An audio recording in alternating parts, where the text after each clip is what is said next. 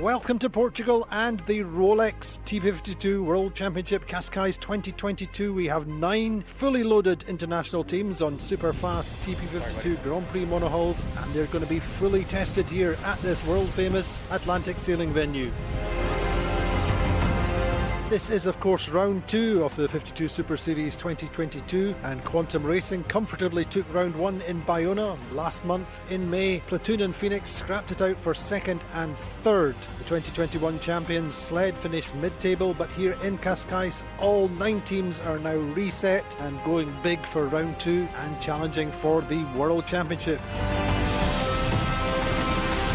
Cascais has a reputation for big waves and big winds, and everybody comes to Cascais hoping for that. Will Cascais deliver, and who will take the overall win here in Portugal? It's the Rolex TP52 World Championships in Cascais, and the world title is at stake.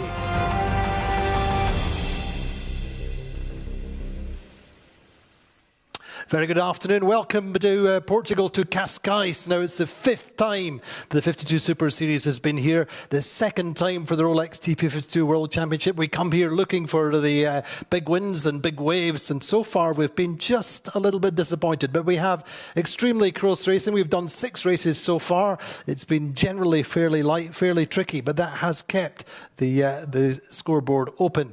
And at the moment, Quantum Racing just on top. They've really been the most consistent team, but there have been a lot of teams going big and going roller coasters. It's been very, very difficult to read the breeze on the water, a little bit of current, and it's been quite tricky. So let's look back at the first 3 days of racing with our highlights package.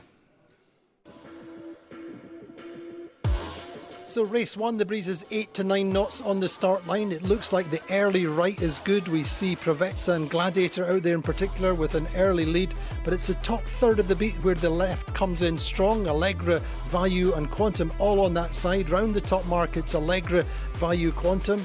Down the first round that stays the order. Then on the second beat, Quantum Racing get through Value, and at the finish line it's Allegra winning the first race of the World Championships, Quantum Racing in second and Value in third. Just a little bit more breeze for the start of the second race, maybe 10 knots, still flat water, and a good start from Quantum Racing.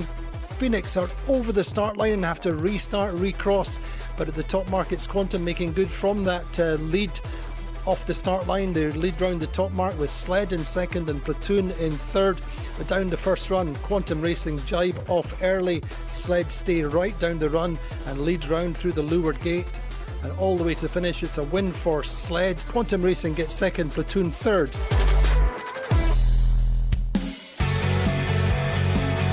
So second day race number 3 gets away after a small delay, waiting for the breeze to build. We have 7 or 8 knots on the start line, still quite light. Phoenix and Value both over the start line and have to recross up the first beat. It's Sled out on the right side with the early lead, but the left strengthens further up. Allegra really get the perfect ley line coming around the top mark, leading Quantum with Phoenix recovered up to third. Down the first run, Value get through Phoenix for third place, and that's the order through the finish line. Allegra winning, Quantum Racing getting second and Value get third. A really strong day starting for the Thai team. And the breeze is quite shifty for the second race, race number 4 of the series. The breeze is quite left actually off the start line. Platoon get a nice start and get the early lead. Quantum round the top mark in second, Value in third. That's the order all the way through the course down through the final run though. Value managed to slide through Quantum Racing to take second. Quantum get third, and Platoon a big win for the German team.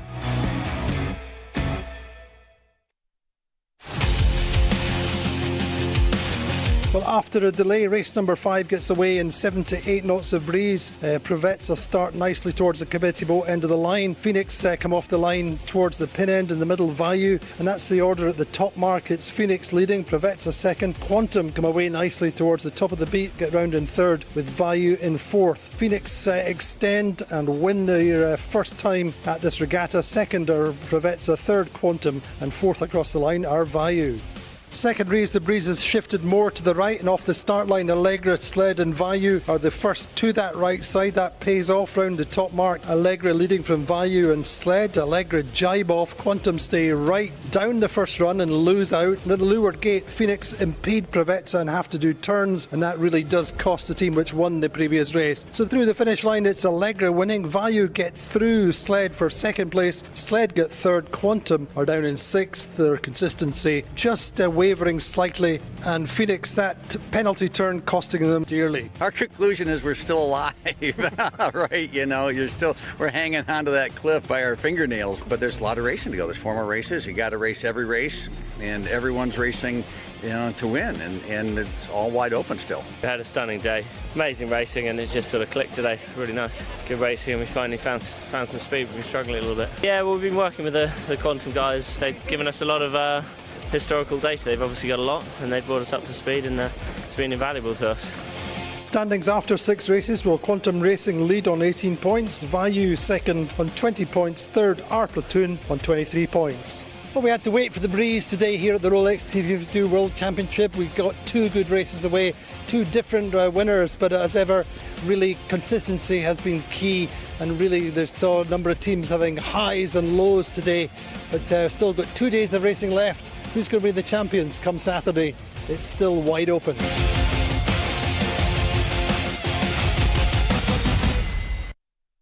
Well, unusual for Cascais in Portugal to be patience to be required here is quite often a case of really getting out in the water, bang on time, super consistent the breezes here. But so far, patience has been required. We've had to wait most days, and today we're going to have to wait till warning signal. We reckon round about 2 o'clock, but it should be worth it. We're expecting the breeze to build nicely in the later part of the day, and then tomorrow we're expecting typical conditions for the big finale.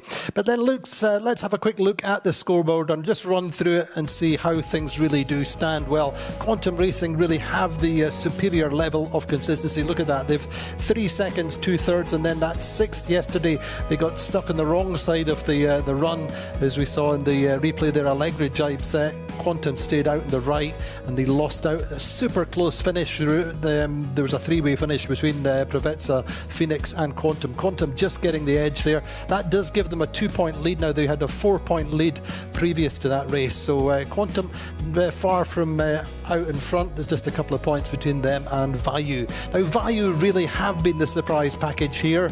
It's a 2015 boat, which has played to their strengths in these light breezes so far. It's a smaller footprint, lower wetted surface, and so they've been particularly quick downwind, but just generally fast in these lighter airs. We've rarely seen much more than 10 knots over the first 6 races, but they're full of confidence. They're not overawed in any way by the teams round about them, noting that Quantum Racing above them have 3 World Championship titles. Platoon below them have 2 World Championship titles, and so they're very much in the frame. Spoke with Nick Rogers and Pom Green this morning, and they're saying, well, we're going to enjoy it while we can. We're just going to have to see how we go in the breeze. But they're in second. They're 2 points behind Quantum Racing and 3 points up in Platoon.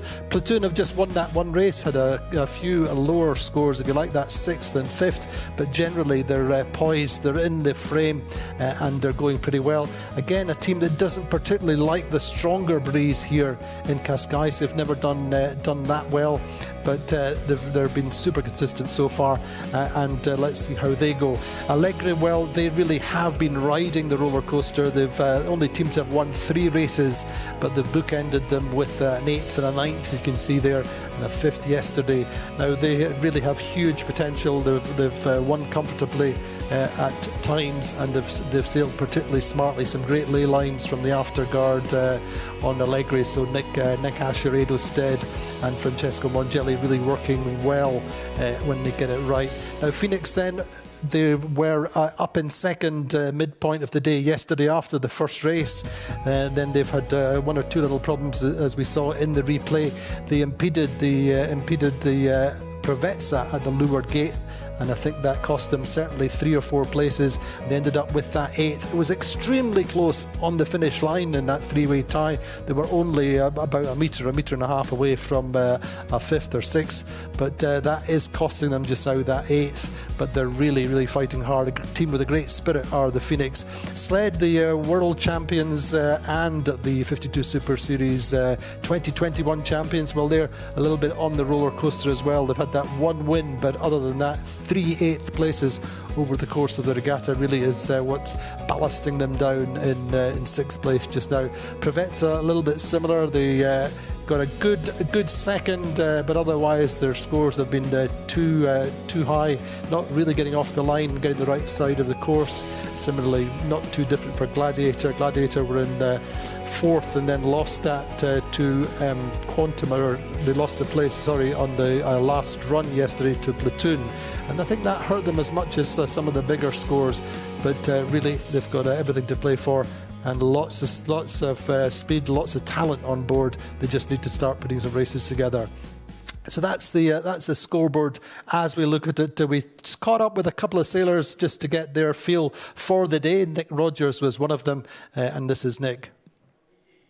Well, it's still 4 races left, and interesting racetrack. Lots going on with the weather and everything. So just got to keep doing what we do and see if we can get some good results. Yeah, that'll be exciting as the last day could be a real dust-up, so we're just going to make sure we're in a position to fight for it on that last day. Yeah, there's things we could have done a bit better, as with everyone's probably saying that, but it's been close racing and not much between any of the boats, so we're ready to go. Yeah, good, really good actually. I'd rather be first and second, but yeah, really pleased and looking forward to the day. I think it's going to be a little bit windier, still within our kind of realm. Yeah, good starts, got to work on that, and I think it's going to be a bit more of a one-way track actually this time. I think yesterday was a bit more open, and today it has that kind of right-hand feeling about it. So it was actually Jules Salter there to start with from the Platoon team, which are lying in 3rd place, double world champions. Totally open-minded, expecting a little bit more breeze. And Nick Rogers, who has 2 Olympic silver medals in the 470 class, not at all overawed, as to say, by the position he's in just now. But they're going out there with a nice open mind, super positive attitude, and let's see whether the Vayu can hang in there for a 2nd place. Had a good start to this season. They started well in Bayona. We're right up there, and I think expectations increase all the time from the Vayu team.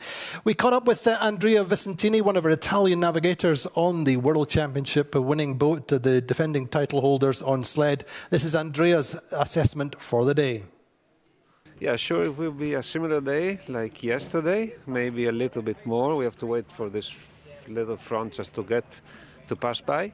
And since we've got a postponement, that's good news too. We should see 8 to 10 knots at 2 probably, and then maybe building 12, 13 later. So hopefully a bit more. This is what the weather gods are sending us. Tomorrow it's much more interesting. Finally we get some Cascais conditions, not as strong as usual, but we should see a nice northerly, 18 knots, maybe a little bit more, so nice. So Andrea Vicentini, navigator on the sled, giving us some hope for a big finale tomorrow. 18 knots conservatively. Let's really hope we get it over 20. That would be perfect for our final day here in Cascais. Now this, say we're postponed probably through till 2 o'clock. We're waiting to hear from our principal race officer, Maria Torrijo. Everybody's being super patient. We'd rather wait and get better conditions than try and go off in anything marginal.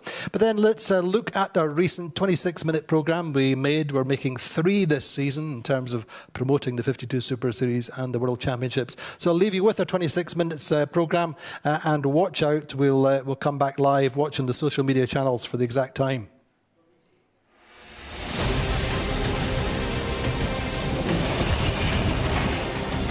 The 52 Super Series is the premier box rule 1 design yachting circuit in the world.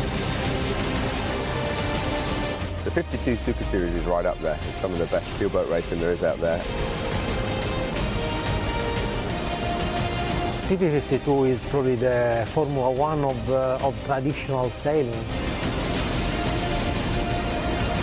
all the way through the fleet, somebody has something that they want to prove to somebody.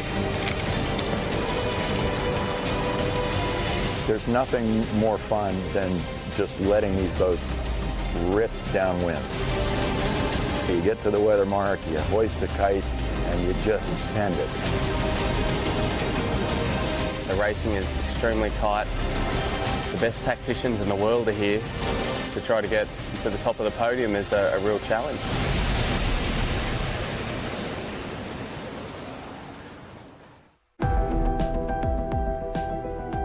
It's been the premier monohull yacht racing circuit for a decade, attracting some of the biggest names in professional yacht racing and visiting some of the world's most iconic sailing destinations. The 52 Super Series was born out of a passion for competitive high-end yacht racing, and in 2022, the 52 Super Series celebrates 10 years at the very top of the sport. The beginning of the 52 Super Series, it's a really interesting story because the Med Cup had a great thing going. We had a lot of boats sailing, and then it was kind of sponsor driven, and all of a sudden there was things happening. A few people were going out of the fleet, and then just a couple of us said, "This sailing is so great, but maybe if we shifted it a little bit more with the teams, we might be able to create some good racing and move through that kind of a transition time." And it worked. We were able to attract boats to the class. People liked where we were going and what we were doing. Here we are 10 years later with the fleet very strong, with a competitive level as high as it's ever been, and a chance to look to the next 10 years with great confidence. The TP52 series has evolved immensely. The boats have gotten faster, more performance, more emphasis on boat speed and on boat handling and all the subtle differences that make winning or losing paramount on the race course. With its roots in Grand Prix sailing, the 52 Super Series has always attracted some of the biggest names in the sport. Raced in box-rule TP52 monohulls, the boats are almost identical, which puts a heavy emphasis on tactics and boat handling. A fact that makes this fleet one of the most competitive in the world, and that's been the case since day one of the series. You'd say that at that point, the racing was not quite as close as it is now, but nothing changed in terms of everybody being able to win races. So it was interesting to see the progression. The boats and the equipment have gotten much closer. Now everybody can win in any condition. So that part's really good. And the teamwork, the teams themselves have just become incredibly efficient. It's amazing to watch how good everybody has become. Testament to just how close this series has become lies in the story for the overall title last year. With 9 teams competing, 6 won races, and the overall title itself was decided on the very last day of the season. The overall standings saw the top 4 teams separated by just 5 points, with American team Sled coming out as winners by a single point. Yeah, we had a great season last year for sure with Sled. We've been in the Super Series for a long time now, and it was really good to just win an event, but to win the season was super, and there's been a lot of effort going into it over the years, so we were super stoked. It was really important to win the circuit and the World Championships last year. I think the team has been, knocking on the door for a few years, and to break through and have those 2 wins was really quite a breakthrough for the team, and gave it some confidence going on. Sled joined the series back in 2014 and since then have become a constant threat out on the racecourse. With an afterguard made up of experienced America's Cup veterans, last year was their first ever overall series victory. But it was a season sailed without their talented owner-driver, Takahashi Okura. But for 2022, the experienced Okura is back, and the team are relishing the challenge of the title defence. The Super Series has got more and more difficult every year, and the boats have got similar in speed. So it's going to be a tough season.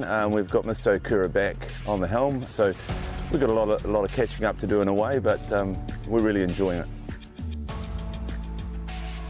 Sled's victory last year was hard fought. It was the closest finish in series history. And for second place team Quantum Racing, it proved a bitter blow. In the series since the get-go, last year Quantum were challenging for a record-breaking 5th series title. But in the final race of the season, a 7th place finish in this incredibly competitive fleet dashed their hopes. The perennial winners had to settle for the runners-up spot. It's just tricky. I mean, it's a unique situation with this circuit. 50-plus races, they all count. I feel confident that our consistency is our strength. We're not looking to win races. We're looking to be in the top 3. There's nobody on our team that I would trade with any other sailor in the world. I am so confident and ecstatic of the team that we have. So it does bring me some level of confidence. With just 5 points separating the top 5 teams on the series last year, taking the overall title is a game that requires consistency. While any of the teams in the fleet are capable of an individual race win, putting a good string of results together is the biggest challenge. And as the new season gets underway, there's an air of confidence emanating throughout this talented fleet. The hopes and expectations is that we keep improving each regatta. Obviously we have got a bit of a hill to climb compared to some of the other guys who are very good. I think we're stepping in the right direction. We had a good training session in Valencia before this first one, and we just got to put the things we've learned into practice now. We got lots of good guys, and they've got lots of experience, and we have to put ourselves together so that we get a nice, smooth performance every day, and then we can start pushing for the front group. The Phoenix team is a team I'm so proud to be part of. These guys have been competing for a long time, and yeah, they are a bit of an underdog team. We all trust each other, we all believe in each other. I truly believe that we've got the best crew work in the fleet, and it's only getting better. It's a young team, and yeah, I quite like being an underdog in the series. It's a little rarer for me these days to be thought of as an underdog, so I'm really relishing that, and I think we can do a really good job.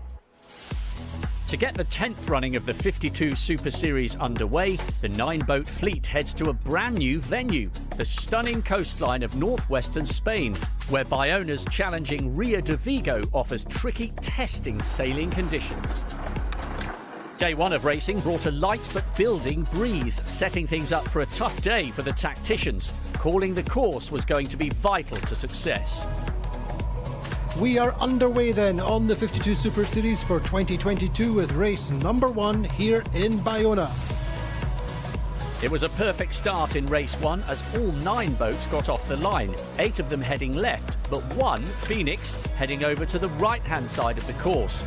World and Olympic champion Tom Slingsby making the call on the Plattner family's Phoenix, and it was a decision that would reap huge dividends. So rounding the top mark, well ahead of the fleet, the first upwind leg of the 2022 Super Series goes to Phoenix, a great call by Tom Slingsby, splitting to the right, and just look at that lead. Holding their own in the following pack, series rookies Vayu were having a great first race, rounding in second ahead of Interlodge, with series champions Sled in fourth.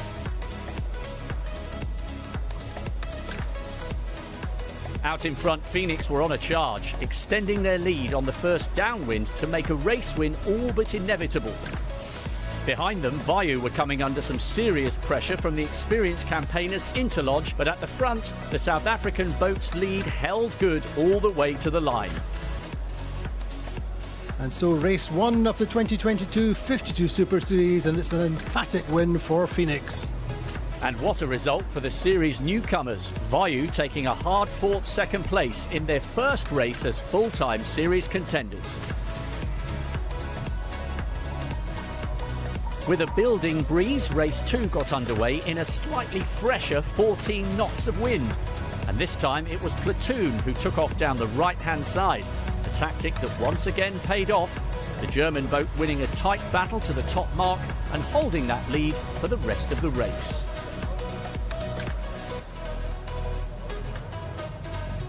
We are very happy with the day. We start the season, we start the regatta just now, and it's a very difficult race course, so we are happy to be more or less always in the middle.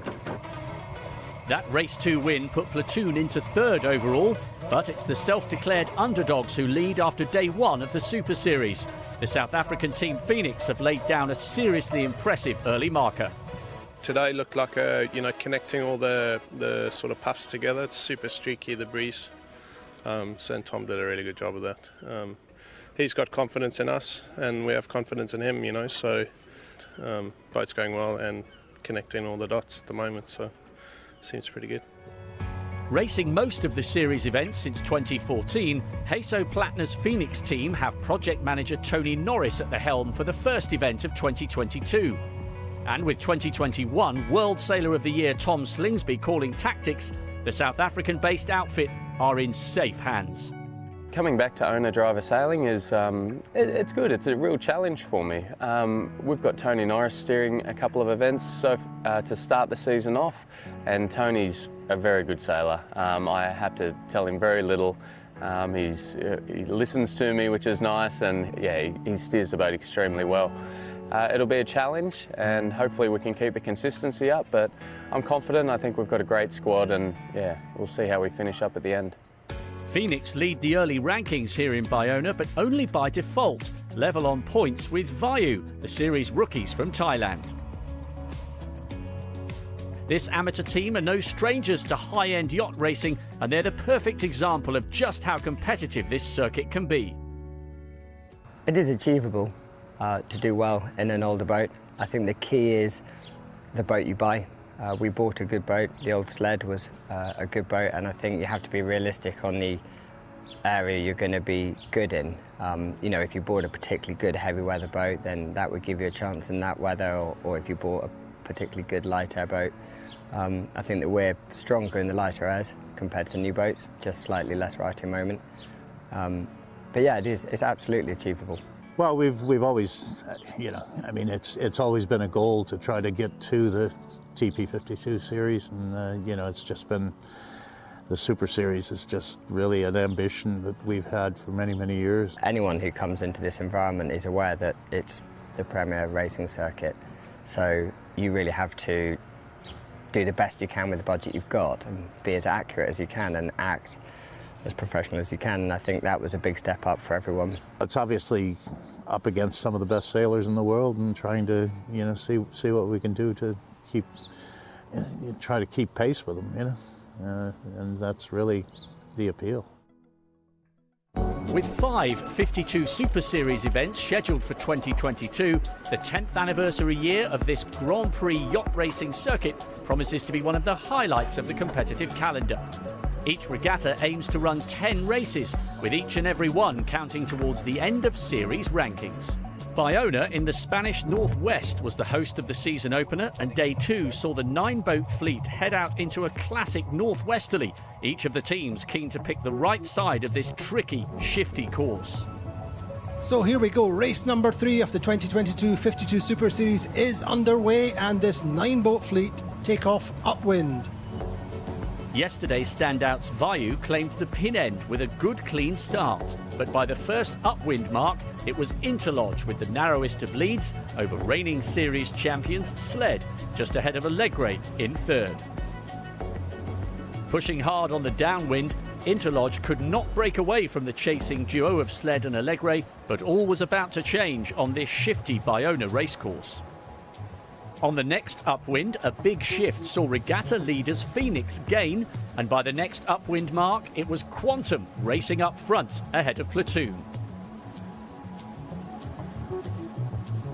So back to winning ways for Doug DeVos and his team Quantum, with Platoon in 2nd and Phoenix in 3rd. The northwesterly breeze continued to fill for the second race of the day in Bayona. Quantum Racing blasting through the race 4 start line, but looking good again in clean breeze. The number 11 bow of event leaders Phoenix were having another stellar day. By the upwind mark, Quantum led by the narrowest of margins. Allegre were right behind them, but in 3rd, Tom Slingsby and the Phoenix team would not back down. On the downwind, Phoenix were unstoppable, sailing away from the chasing fleet, edging into the lead at the first downwind gate. Quantum, then Phoenix dropping their kites together, but it's Phoenix rounding first as they head to that right side for the final time in race 4. In the race for third place, Platoon and Allegre were neck and neck, splitting at the bottom of the course. But it was another impressive display from Phoenix, rounding the last upwind well ahead of the fleet. Quantum racing in second, behind them Allegre had won that battle for third.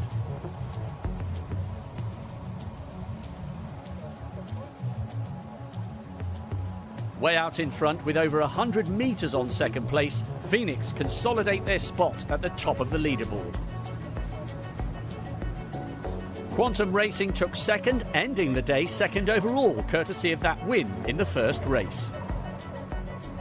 It's challenging, it's hard. Everybody, you earn your good races and you earn your bad races. You have to give Doug and Warwick and Freddie, high remarks because they're working the boat as hard as they possibly can. But there's some subtle things in there that we can do better, and we'll keep working on those things and keep tightening it up. But yeah, it's nice to have a good day. From America's Cup winners to Olympic gold medalists, each of the 9 yachts racing in the 52 Super Series fleet carries some of the most experienced professional sailors on the planet.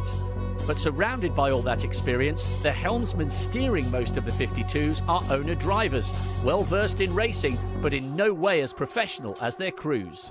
Well, the owner-drivers, just like anybody else, are, they have their strengths and weaknesses. So first thing you have to do is learn what they can do well and make sure you give them the opportunity to do that. And then the things that they don't do well, you just got to work on. And if they're not committed to improving and they just want to, get out there at the last minute and do their thing, then sometimes you just have to make sure you don't put yourself in a situation that they can't handle. On board reigning series champions Sled, it's been a tough return to competition for their owner-driver Takashi Okura. Absent from their successful campaign last season, he's once again on the wheel for 2022, steering Sled with the backup of a well-established, race-hardened afterguard. Yeah, Mr. Okura, he's a great, he's a very talented helmsman. He'll listen to all the input on board. But in saying that, he doesn't need a huge amount of input either, because I think he's been doing it for a long time, even though he doesn't practice a lot. He's just, I think he's quite talented at it, and he understands what we're trying to achieve. He really enjoys the team atmosphere. He brings, he's very calm on board. He never really gets flustered.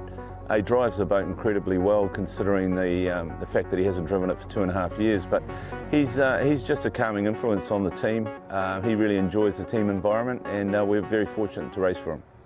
The owner-driver concept is one of the key reasons behind the success of the 52 World Series, providing talented yachtsmen the opportunity to assemble a team of experienced pros around them.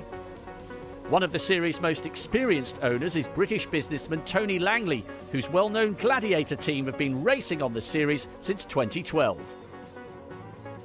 Tony Langley is a great guy. He's very well driven. He wants to win. He wants to do his best, and I think he loves being here. I think he just loves being at the Super Series, going out there, duking it out with the other guys. He just loves the action. He loves the racing. He's a great guy to be around. He's so motivated and pushing all the team all the time for us to get better and to help him to get better. For Langley and his accomplished Gladiator team, success on the series has been elusive, but they didn't have to wait long to pick up their first race win since early 2018. There you see Tony Langley on the wheel, bearing away, turning Gladiator downwind with a sizable lead. Just one leg to go, and it's the win they've been waiting for. Behind the British boat, Interlodge was safe in second, with Quantum Racing keeping that consistency in third. But there was no stopping Gladiator, first place here in race 5. I'm loving it here. Yeah, I'm loving these, these sort of geographic features and shifts and puffs, and yeah, it's a nice place to sail. So the boat was actually going quite well in the second race today. So we were quite happy with the way the boat was going. It's been a good day for the team at Gladiator, but an even better day for the crew of Quantum, whose consistency is beginning to pay off. A third and a first, seeing them take the overall lead at the halfway stage here in Bayona.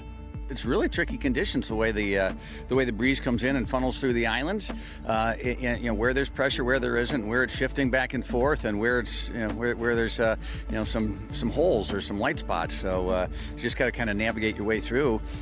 Doug's hitting his stride, and the guys are sailing the boat well, and it's nice to see the benefits of our week in Valencia and some of that. But the whole fleet, the level in the fleet is incredibly high. So, I think it's awesome.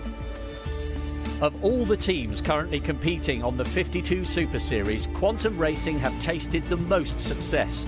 4-time series champions in 10 years, they've never finished off the overall podium and are expertly helmed by one of the original architects of the Super Series, American Doug DeVos. Doug, as an owner-driver, as a friend, as a mentor, I think as we know, he has been such a strong advocate for the sport of sailing, such a strong advocate for the Super Series.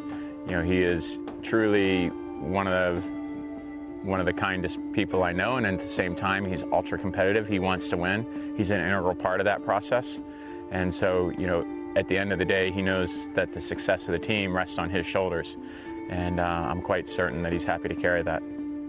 Absolutely. When you have a chance to drive and participate in this class, you're with the world's best sailors. And to think that this is a unique sport where you have a chance to do that. I couldn't walk on a basketball court and do that, or on a football pitch or a rugby pitch or anything. You could never make that claim in any way, shape, or form. But sailing, you can be out there and be next to to people that caliber, that skill level, with Olympic medals and world championships, and you look down the fleet and you see multiple world championships and Olympic medalists throughout the fleet, and you're expected to do something well. I'm expected to drive the boat well, which I'm trying to figure out how to do on a regular basis. I've been doing it a long time, but there's still so much to learn.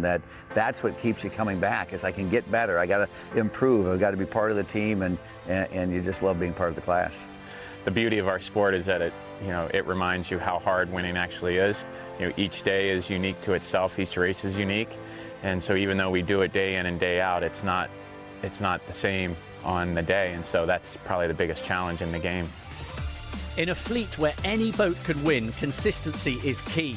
Staying in the top 3 while avoiding any low-end finishes will ultimately see a team onto the podium. Do that all season long, and they're in with a shout for the overall title.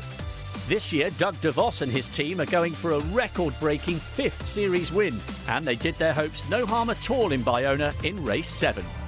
So Quantum Racing have edged into the lead down that right side of the course. It's Platoon down into 2nd, and Phoenix are in 3rd. In the fight for the podium places, Platoon and Phoenix were trading blows on the run downwind. The South African boat Phoenix just edging ahead as the pair sailed the final run to the line. Neither boat could catch Quantum Racing though, and as the Americans crossed the line, they sailed 7 points clear on the leaderboard. One more race saw a 2nd place finish for DeVos and his team, and it was job done here in Bayona. Quantum Racing were back to their winning ways after a nervous week of racing. Every day's a nervous day for me. Are you kidding? Yeah, I'm always anxious, but that's you got to be. That's why you do it. You got to have your nerves on edge. You got to be focused, and that's why it's such a thrill to have a chance to sail and then to be able to actually win. It's awesome. It's the first 52 regatta that I've won since 2018. So we had a couple good cracks at it last year, and we gave ourselves chances going into the last day. But, as you know, winning's a process. And as Doug rightfully points out, all the teams are really, really good. And so we know we have to keep pushing. With 8 of 10 possible races sailed in Bayona, it's a good start to the series for Harm Müller-Sprier's German team, Platoon.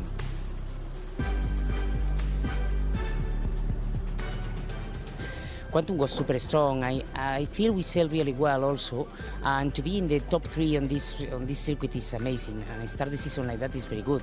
If we are able to be in the top 3 in all of the events, for sure we will have a chance to win the series. No, that is all of the year. That is what we want. No.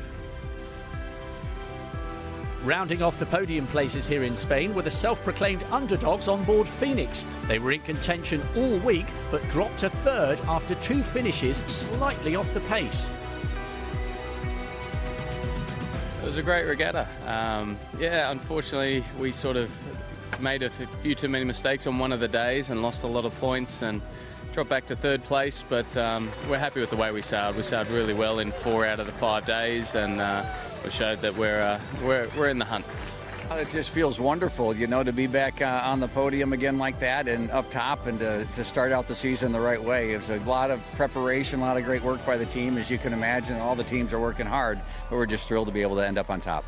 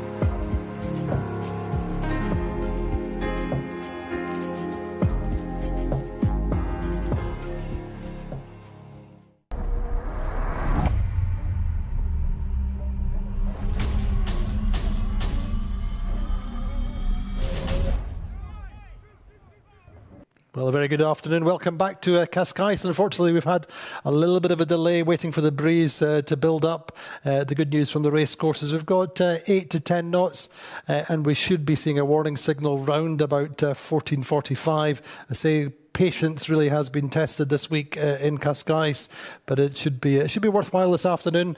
The breeze will build, and we're seeing it going a little bit more to the right, which is always promising for tomorrow. Now, I have in the studio with me Pedro Costa, who is a local expert here in Cascais, the 470 vice world champion, I believe. Yes, in Vilamura, though. In Vilamura, but you train out of here. What are we expecting today with the breeze, do you think? I think it's going to be light, shortly shifting, a lot of ups and downs in intensity, and to be about playing the pressure and the shifts and managing. There's no clearly one side probably with the winds like today. Which is good for this fleet. You want to have a nice open race course, eh? Yes, nice. For sure.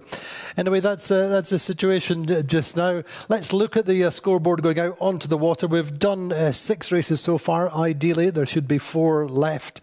And the standings, we see Quantum Racing on 18 points. Super consistent so far, other than that 6th yesterday. A little bit unlucky for that one. Value, our Thai team, a large number of amateurs on board. The Whitcraft family of doing their first full season with the 52 Super Series this year. This is, of course, their first Rolex TP52 World Championship, and they're up there in second, having a great regatta. Platoon double world champions in third on 23 points. Allegra on 25 points. Phoenix, that 8th yesterday, hurting them quite badly. They're in 26 points. Sled 33, so 7 points behind. They've got some work to do. So the defending world champions do. Pravetsa a little bit up and down in 36 points. Gladiator 8th on 42 points, and Interlodge on 47 points. So that's the standings just now. Quantum Racing have been super consistent so far. That's 6th yesterday. I think we might have Tor Tomlinson on the water. She's been out for a while observing how things are changing and improving, hopefully. Tor, how's it looking just now?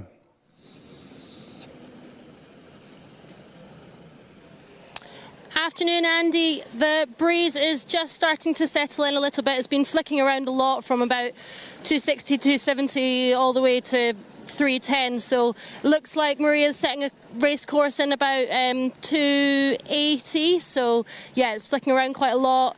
The teams have been spending a bit of time getting used to the shifts and getting some training in, so we should be getting a warning signal in the next 5-10 minutes. And we're just seeing, Tor, you're bouncing up and down a little bit. Clearly the waters are not that flat. Makes it very difficult to trim and keep the boats powered up with this kind of sloppy chop.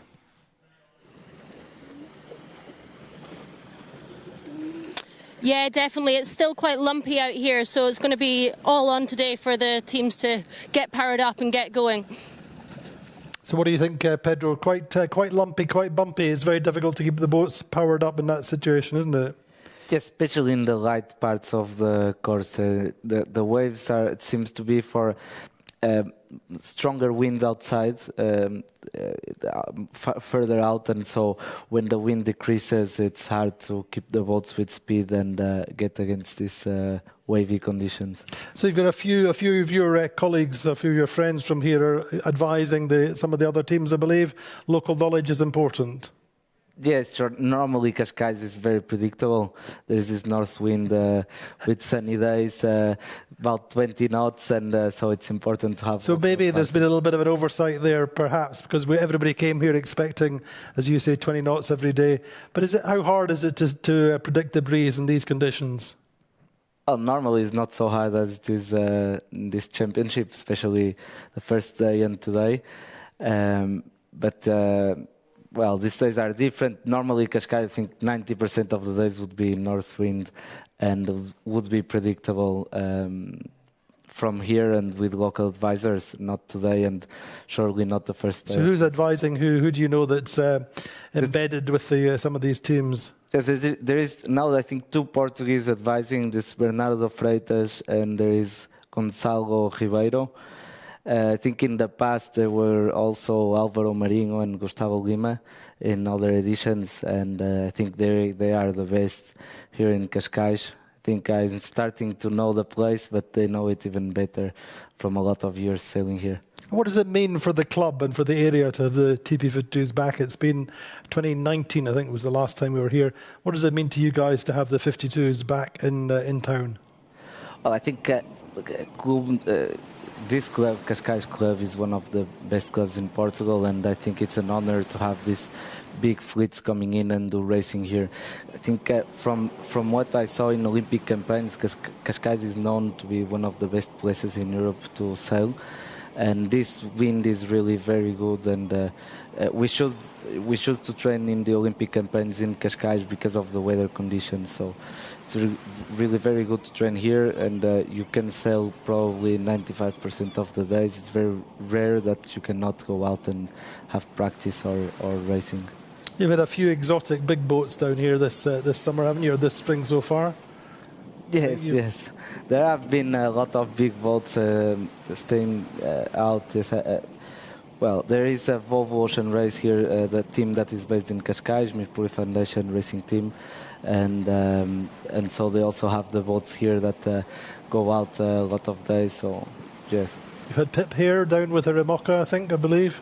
She was training using the gym next door every day. Yes, there was the IMOC, and there was also this SVR Lartigue, the all-team trimaran of Francois Gabard has been here as well. Yes, it has been here 1 month.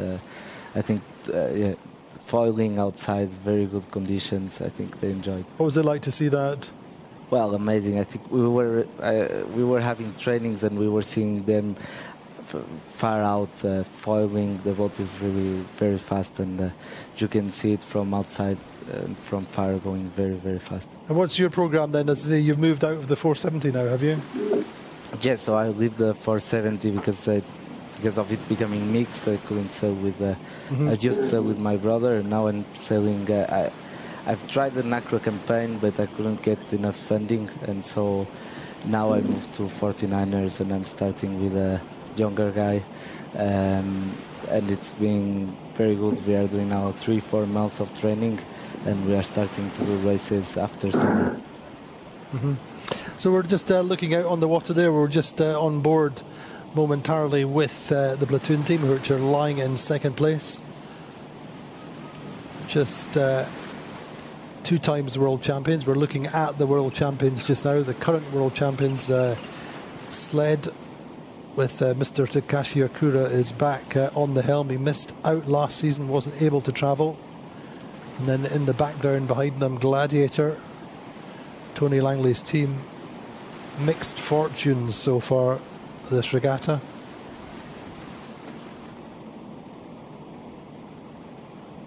But we're just seeing everybody getting prepped and reading the breeze. Their Gladiator coming through. Then you see on board now with the Plattner family's Phoenix. There's Paul Wilcox on the main sheet. Tony Norris is steering the boat. There's Tom Slingsby with a grey jacket, just looking upwind, trying to suss out what the breeze is going to do. He works very closely with Paul Wilcox, is very much strategist on board as well with the doing main sheet. So they had a little bit of a tough day yesterday with that 8th when they infringed Provezza at the Lure gate. Had to take turns, losing 3 or 4 places. And I know, or we saw the images yesterday, I think Tony Langley was not very happy with losing places coming down the final run in the Gladiator. New navigator there on board is Bruno Zerilli. They're just behind Tony, Italian, who sailed for many years with Azzurra and won the World Championship and the 52 Super Series title.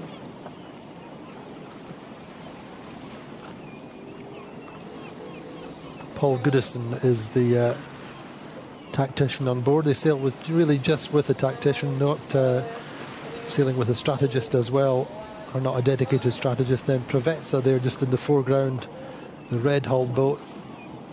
Had a good second in the first race yesterday, pushing Phoenix round the course. Got a good start. So they've got the potential to win races or be in the top 2 or 3 in races. But they just haven't been able to show the consistency that they had a few years ago. They won in Cadiz when we went to Cadiz for the first time, and also won in Puerto Portales in Mallorca the previous year. So they have some crew changes on board. Hamish Pepper is still the tactician on Provezza, but Colle Parada, who was a strategist on Azura, is now joined the team. And a few changes with the main sheet trimmer is now Skip Baxter, if I remember rightly. So Provezza, loads of potential. Just need to get off the start line, get good lane. The rolling boats do go quite well in these conditions, lighter conditions. So just under 4 minutes to the start now. Tor, what are you seeing out in the water? It looks very much like a repeat of the previous days. It's still pretty light. No sign of the stronger breeze coming in yet.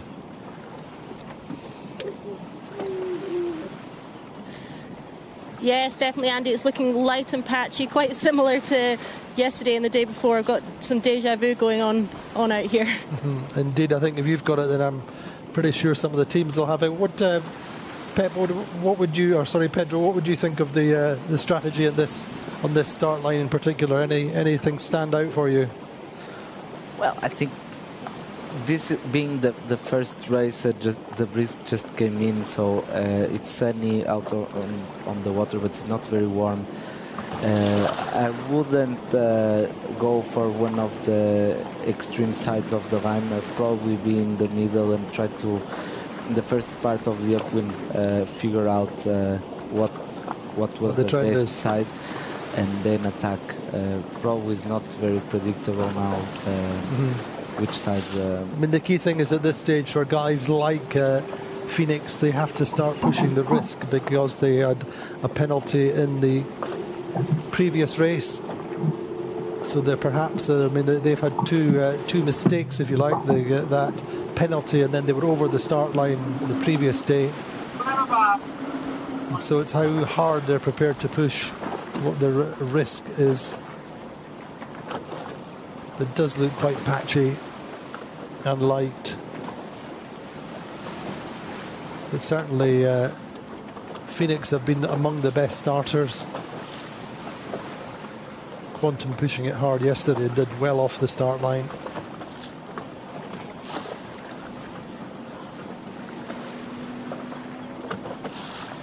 We saw Quantum lining up against Phoenix yesterday off the start line, the second race.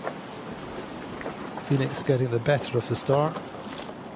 Let's watch how this shapes up at 1.5 minutes to go. Platoon lining up just above Quantum.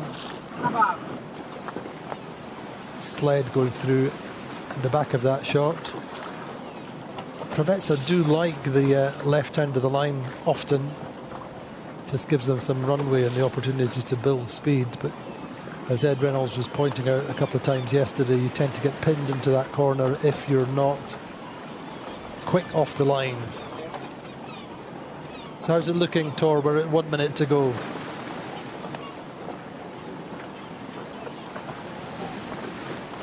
We've got most of the teams setting up to the right-hand end of the line. Allegra and Provezza down here near the pin, but there's a tussle between Phoenix, Gladiator and Quantum up there on the right. Phoenix in quite a controlling position down below Gladiator and Quantum. So Pedro, just seeing if Provezza and Allegra just tacking up on port at 20 seconds to go, just closing back up to the fleet. Well, yes, there was a fight for the pin now. Interesting to see what Allegra are doing, because they're trying to poke through on port. Not the best start, I don't think, in the end. Still 6 seconds to go. It's looking pretty tight on the line.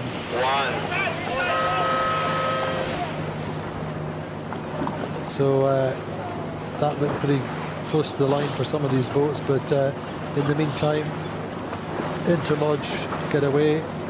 Certainly there's Platoon having to go back. Platoon were closest to the committee boat, or one of the closest to the committee boat. That's costing them. Quite choppy, isn't it? Just looking at the top of the mast on Preveza. So far it just looks like Platoon were the only boat to have to go back. Nice start in terms of positioning for Phoenix, Pedro. Yes, I think very nice start. Now they can choose to keep going or to tack to the right if they want. There's still one boat that is stopping them, but I think they have a good lane and now they have options. That's the main thing for Phoenix, I think, at this stage. Gladiator off to the right early. I think probably Quantum going that way as well. So a little bit of, yeah, there we're just seeing Quantum now going off for the early right. Along with, there's the two that did the same yesterday and were first and second in the top mark. That was Allegra and Sled going out to the right. We're on board with Quantum Racing then. Team which is leading the regatta.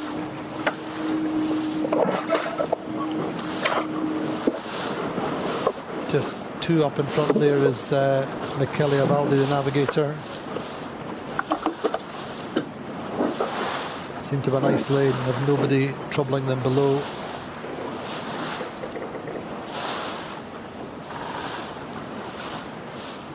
But Quantum there, Pedro seemed to have a nice lane of breeze, good pressure, nicely powered up. Yeah, they have a good lane now. Probably they see some advantage on going to the right. I think the battle will be between Quantum, Slade and Phoenix to see who gets the best shift. The boats on the right seem to be very powered up with good shift. Allegra tacked and it's not going very well. The angle, is it? Yeah. But Quantum just very slightly lifted compared to the boats underneath them, so it could be a good lane. Good choice from Terry Hutchison and Lucas Calabresa. Left seems to have an early advantage according to our tracking. With Preveza. Preveza had a pretty decent start. Vayu in the mix once again. Up in third. Phoenix fourth for the meantime. But I think really, Pedro, I like Phoenix's positioning. You know, as you said, they got off the line nicely and they gave themselves option not pinned into the right too early. Not. Yes, exactly. Now they have a lane that they can choose the mode they want to sail, and probably I think that will give them a good advantage. Vayu attacked as soon as Phoenix, I think, maybe a bit too close, and then now they have not so good lane. So let's see what happens. Phoenix nicely powered up then.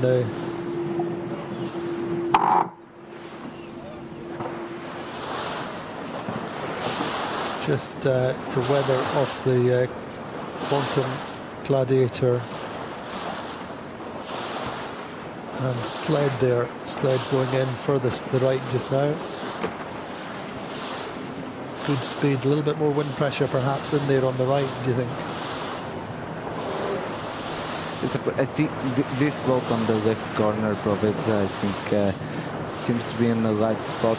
Yeah. We see that Allegra was crossing from all the way to the right, and now he's crossing 3 or 4 boats in the left corner. So I think that both of the corners were not good. That means that Quantum and Phoenix could be nicely positioned in the end. Yes, I think yes. We're watching Preveza then. Just, they had Allegra just crossing them, I think. But certainly it's going back and forwards between the left and right, really. No clear advantage just now. Nice shots off the Preveza though. But there is Allegra going comfortably across and good wind pressure. Tor, how's it looking where you are? Presumably you're not too far away from Preveza.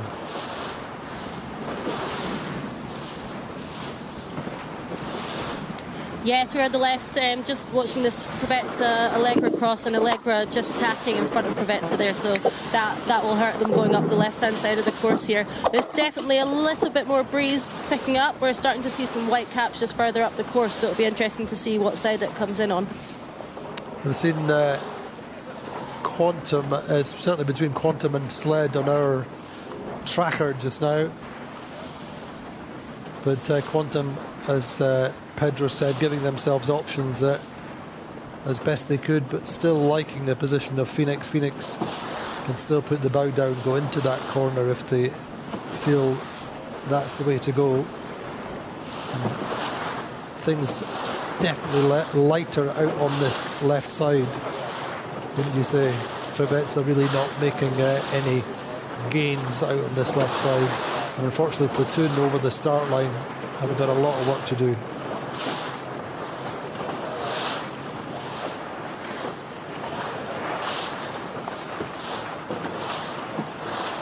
Allegra coming over to this left side as well. Nick Asher and Edo Stead picking this left side.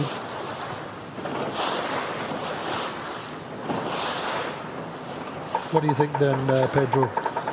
I think that now we see the boats going in port side for a long time. I think probably Sled and Quantum are waiting for a more right shift to tack on the rest of the fleet, and probably waiting for the ley line. Phoenix is in a good position to defend or attack, so they have a lot of options. And I think these options of Preveza to go to the left, it's probably lighter breeze here, and it's going to be hard to recover if the wind goes furthermore to the right.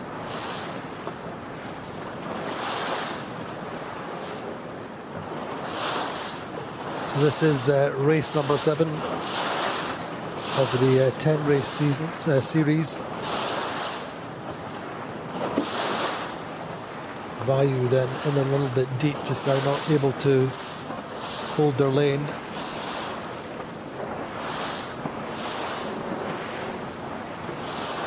Certainly does look like the breeze is built very slightly as we come up this course, and watching Sled coming out from the top right corner. Look to be in quite a good position, coming out in a reasonably high angle. We're on board with Quantum. Quantum just super consistent, really. Don't push the risk too much off the start line. Get to the first shift, and they're in the frame. Look at Terry Hutchison and Lucas Calabrese talking all the time. Terry hiking as a little bit more wind pressure comes in. He's happy with their position now.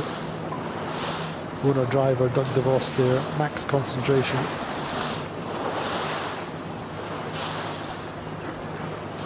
Just underneath Sled. Sled kind of in the controlling position. Gladiator in the mix as well there, Pedro, not too far out of it. Nice position, a little bit closer to the ley line. It was one of the boats in the right, and we see in the scores, in the tracking, that Allegra is still in the fight for the top spots. So Allegra's over on this left side. Yes. Well, if these 3 boats are in the ley line, there's not much more to say to the open mark. This will be probably the standings. But if they are not, and Allegra has a good shift on the left, it could be that. I think there's still a bit from the ley line, and Preveza way over here on this left side. But for me, it looks to be more wind pressure on that right side, and a little bit of the starboard tack lift you're starting to see. Well, the fight for the first, I think, between Quantum and Sled would be which of them is in the ley line. If really Quantum is in the ley line, it could be that they get their bow forward. If not, it could be a left shift up to the mark, and they can tack twice and maybe cross on Slade or the other boats. Certainly Phoenix would be the closest to the ley line just now, I think.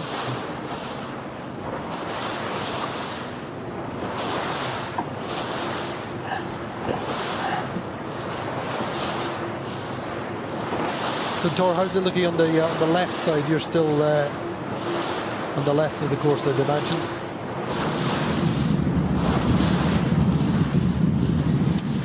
Yeah, it's not looking great here on the left. I think we've had a 5-10 degree right shift, so all the boats that were over on the right have done really well out of it. I like the looks of Quantum and Sled in there. They're probably just below the ley line, with Gladiator and Phoenix just above them, so it'll be one of those four up at the top first, I think.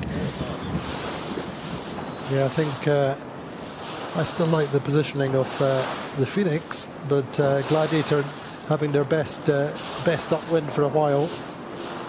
Certainly in the top 3, top 4. Terry Hutchison backing off the rail, just watching the breeze.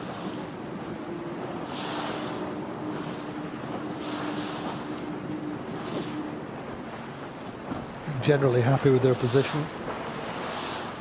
A little bit pinned by the Sled. Not too many options for them just now, but as Pedro was saying, it's just a question of who's up to ley line first and whether they can get up from where they are just now. But for sure the trend seems to be the breeze going a little bit right, Pedro. Yes, the right corner is clearly favoured. This seems to be the outcome of a normal sea breeze in Cascais. The boats that go more to the right have more shift and more pressure.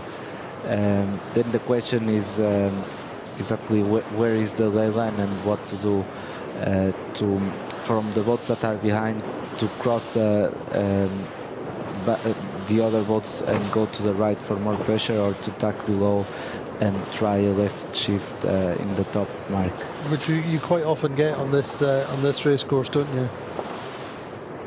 Well, yeah, it depends how close it is to shore, I think. Yeah, if you get up close and the breeze is more right hand, then quite often you get a little bit of a lefty coming down. Exactly. But this is, we're now looking at Quantum going back on port.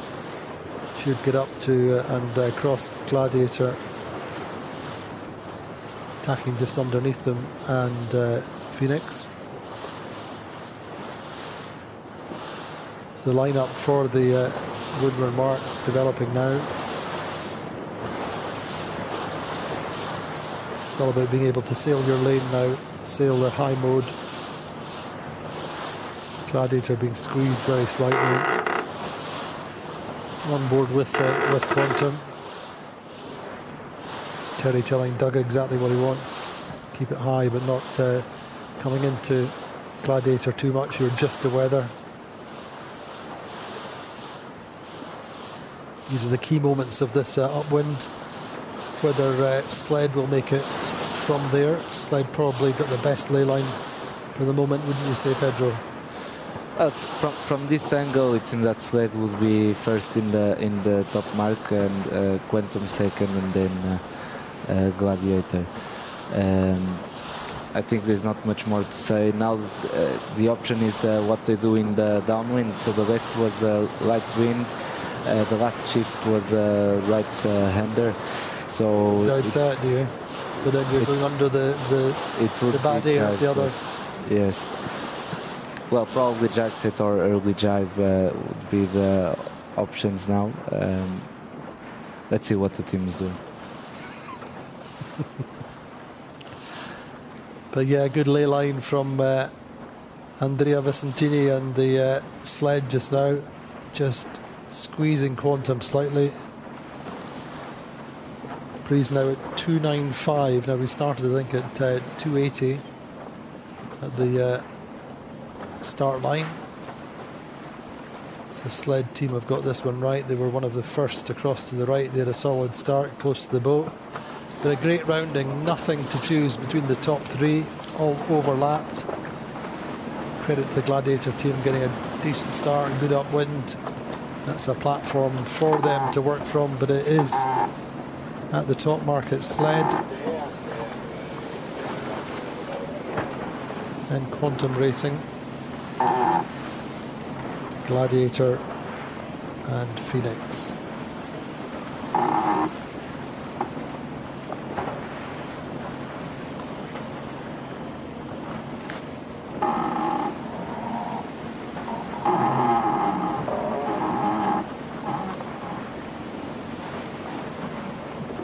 So good first beat then from the defending world champions, Super Series champions.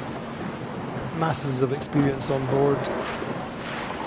And an interesting afterguard with Francesco Bruni working with 5 times America's Cup winner Murray Jones. They have the lead just now. They have Quantum breathing down their neck. They're looking like Gladiator going for the early jibe. Pedro. Oh yes, it's Gladiator just won a lot going to the right corner in the first upwind. Now that I think they probably see more pressure on that side, I think I would take the same option seeing the race from here.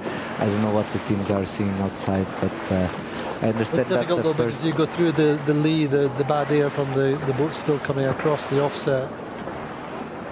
Well, yes. So you have to be fairly convinced, but there's Phoenix going for the early jibe as well. Quantum in our background there, jibing too. Yes, I think the clear is that no one wants to leave other boats to the right alone. So everyone is trying now to defend the position. None of these boats want to be on the left alone with no wind, so I think probably sled will be next to jibe and defend the position. Indeed. Tor, how's it looking?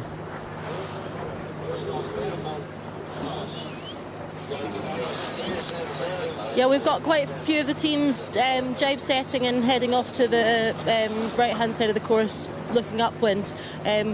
Just a bit of a crossover. I'm seeing a couple of boats inside jibing still, and then a few going outside. So, that could be the difference in a few good jibes going down this run. Platoon pulled back a little bit. Remember, they were over the start line. Got themselves up to 6th just now. So that's good work from them. And these will be very much their conditions downwind. The Rolex boats go well in the 10 to 12 knots in particular downwind. And they're at the back of the boat. We see Jordi Calafat. I think it's his 54th birthday today. So maybe he feels a little bit of luck on his side as well, but certainly shot themselves in the foot a little bit being over the start line.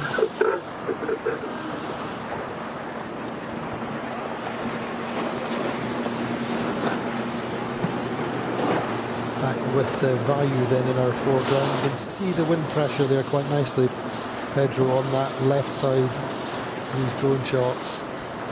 As you said early in the piece, it's very spotty, very light in patches. Yes, it is. It's in close to shore, it seems to be very light, and there's a good pressure where Quantum and Gladiator are, and we don't see the wind in the left from here, but well, I think the middle can be could be with good wind.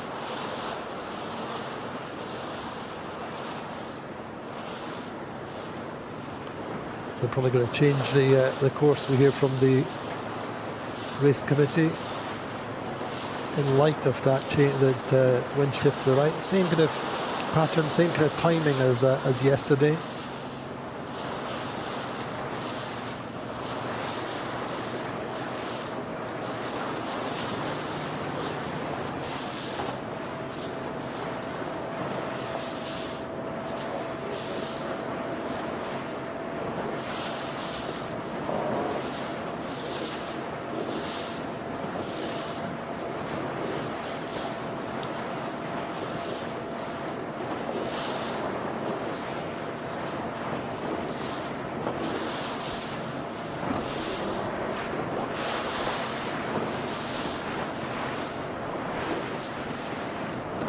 The Gladiator holding pace certainly with Quantum down this run. Certainly perhaps just a little bit more wind pressure inshore. Quickest boats of the Sled and Quantum by just a small margin. Phoenix, by all accounts, are one of the quickest boats downwind in general.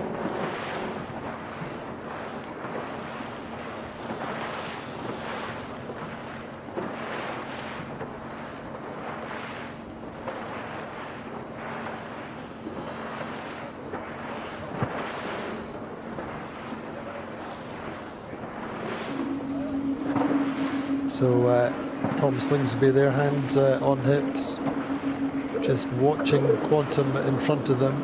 Not too many options for them just now. Well, there is the option now for them to, when Gladiator and Quantum jibe, to choose if they cover with jibing with them inside or if they go further to the corner, the ley line. And then Sled, we saw in the beginning of this downwind they had 80 meters of lead. Now they have almost 160, so I think they double their lead, and so congratulations to them from they've doing done the right that. thing, and they've done less manoeuvres, of course, as well. Yes. So it seemed very light in all the course now. And we don't see a clear side with more wind than the other. We have seen Gladiator have been a little bit quicker than Quantum, been able to get themselves up to second, on board with Allegra then, who are in sixth. Breeze has moved 10 degrees to the right. So that is interesting. That would still favour the left side coming downwind, but clearly a little bit more wind pressure down this right side perhaps. And Andrea Vicentini was talking to us earlier on in the week about the different rivers of current, and they seem to have a fairly accurate picture of that. Now watching then Gladiator are first to jibe.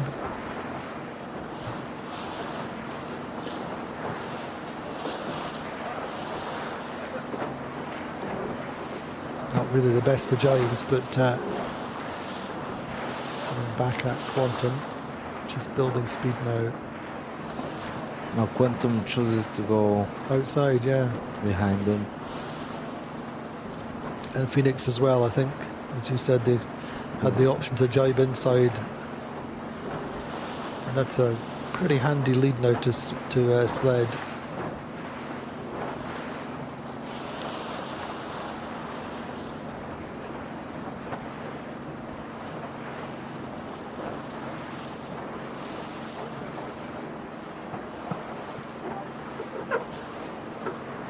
So Gladiator made a small gain, very close with Quantum. I sense a little bit of frustration with on board the Phoenix. So setting for the jibe. Setting up for the jibe.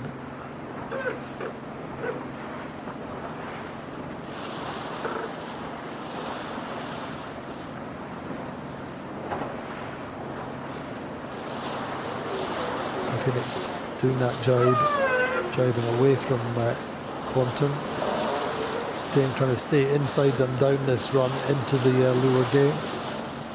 Tor, are you seeing anything interesting with the breeze? It seems quite light across the arena, but in general the trend still seems to be to the right.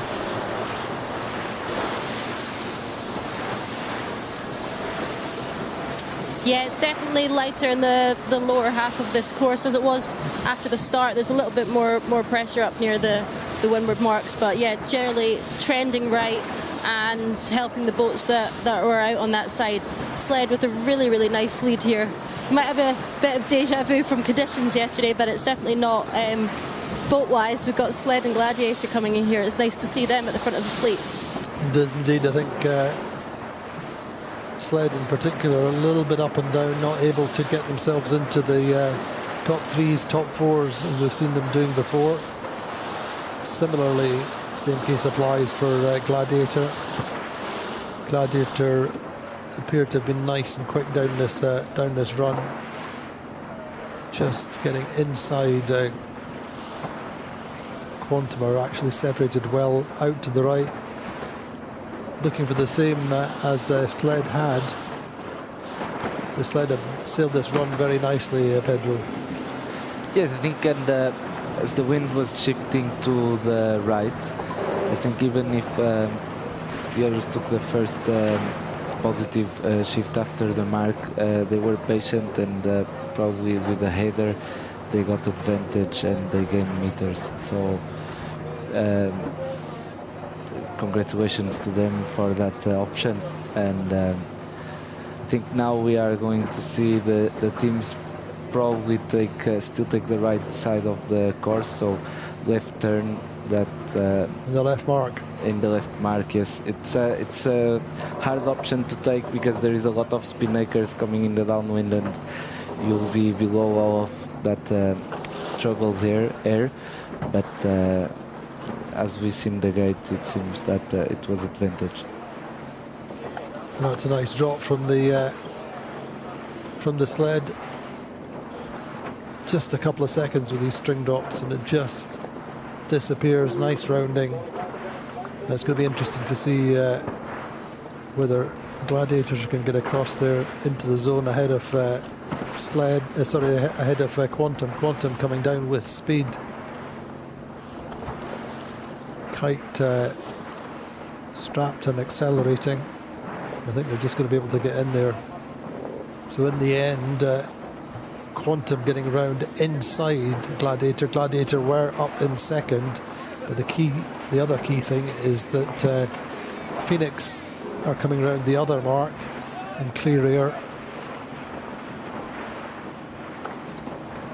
They're going a long way round. Well, yes, it's a very hard maneuver from Phoenix that had to do a jibe and then another jibe with no spinnaker and a U-turn, and the boat will probably be slow out of this mark.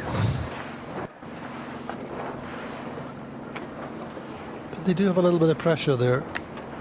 Looking at how Gladiator are quite slowed and upright coming out of that mark compared to Quantum. It's all about being gentle, keeping the boat powered up as much as possible.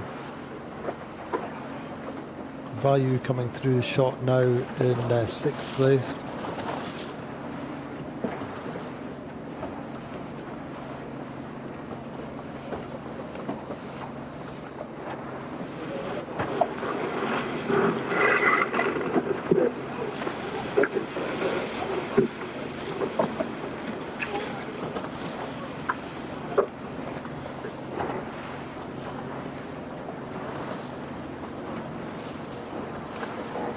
Quite light and sloppy at this leeward gate. Not too much power on board. Or just looking quickly at Preveza. Preveza down in 9th place and Platoon in 8th. This is costly for Platoon. This does seem to be a certain pattern to this regatta. Very, very hard to maintain this top drawer consistency that Quantum have, much more than any other team. Normally we expect that off Platoon, but Platoon over the start line having to return and that just not able to pick their way back up through the fleet as we've seen them doing in the past. And now quite a bit of distance, Pedro, between Gladiator and Quantum. Remember, they came round the leeward gate pretty much at the same time. Well, yes, Gladiator did choose to be to the right side behind Quantum. They lost some boat lengths in this 2 minutes going port-sided behind Quantum. Now they clear themselves and they still got a defending position with Phoenix. They are to his right, and so I think the top 4 will keep the same for now. Overhead with the Turkish boat with Preveza. Seem to be nicely powered up just now. There is our owner, Ergen Imre, there in front of the cockpit. Oh, it's strange that Proveza is trying again the left side. Yeah. See, after the first upwind, it will be predictable that they will do different.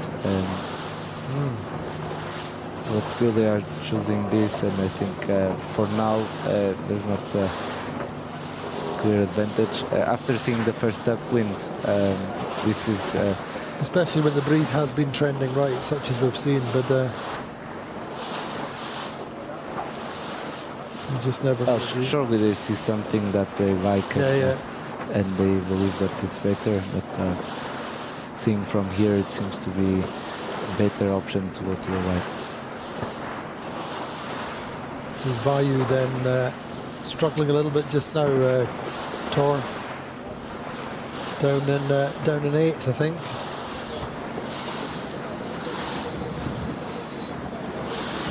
Yeah, it was quite a busy lured gate there, and they didn't come the best out of it, but you know, it was a bit of a masterclass from Quantum there, just getting Gladiator right where they wanted them, stuck inside them, and really earning that second place like Ed was saying yesterday.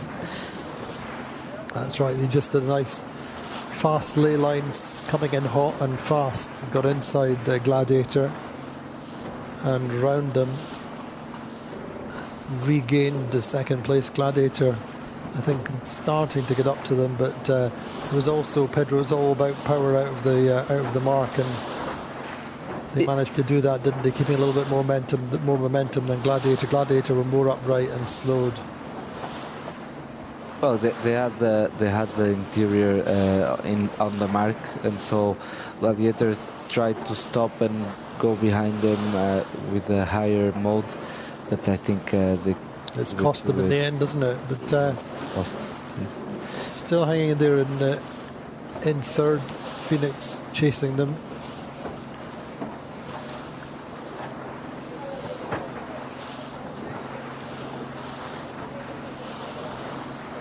On board with Allegra then. Andy Soriano there, the owner driver.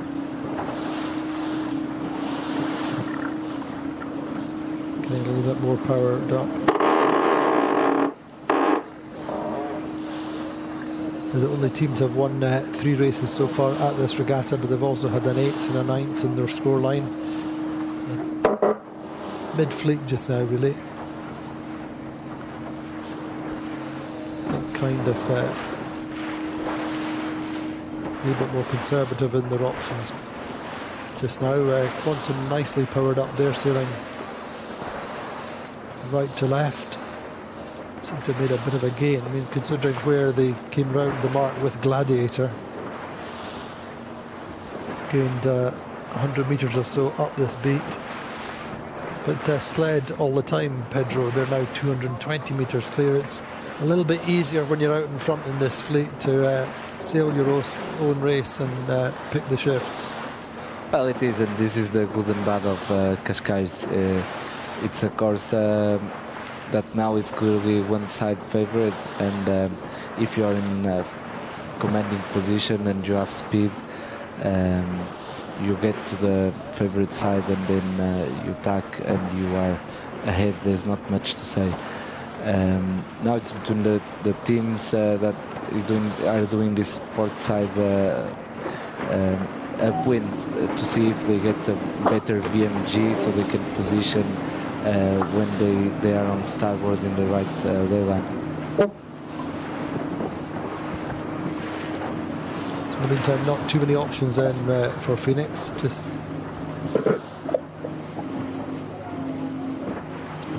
tacking just now.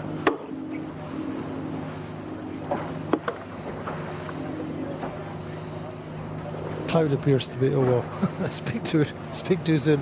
Different camera angles give you different views, don't they? But looked like the cloud was opening very slightly, but looking over the Cascais town, still pretty cloudy. You can see the puffs, the streaks of breeze, certainly lighter inshore there.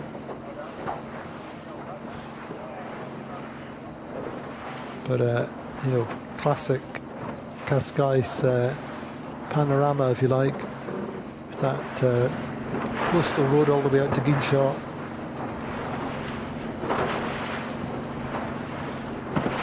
But Sled very much in command of this race, and then pretty much equidistant back to between Phoenix and Gladiator. Gladiator a little bit more to the right.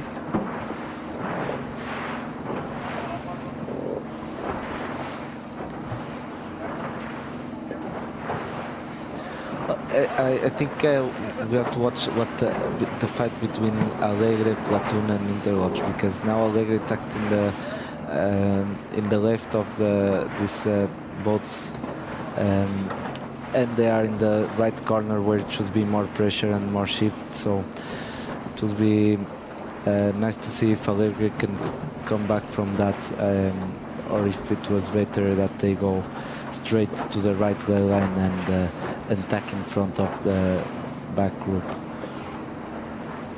But all in all, an interesting race in terms of the overall standings. Quantum strengthening their hand in essence after that 6th yesterday. The boats round about them are further down the overall table. Value having their worst race yet so far off this regatta. Platoon 2 down in 7th.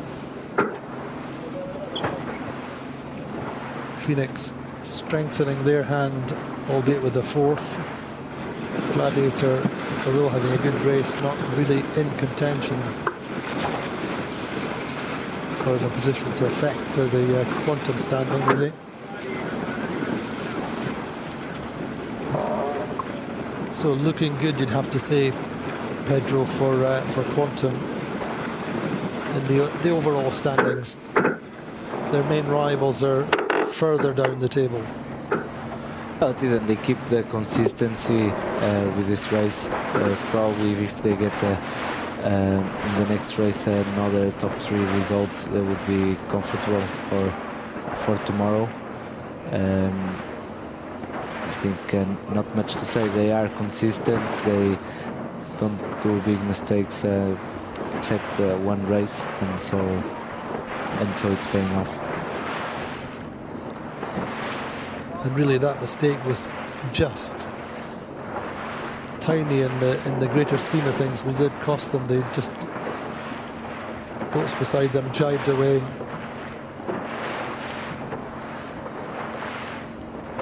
bit more pressure now. Good to see boats more powered up, coming upwind.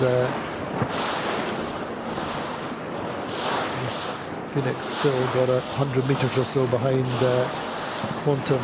So Tor breezes up a little bit more. We're seeing more breeze consistently at the top of the course.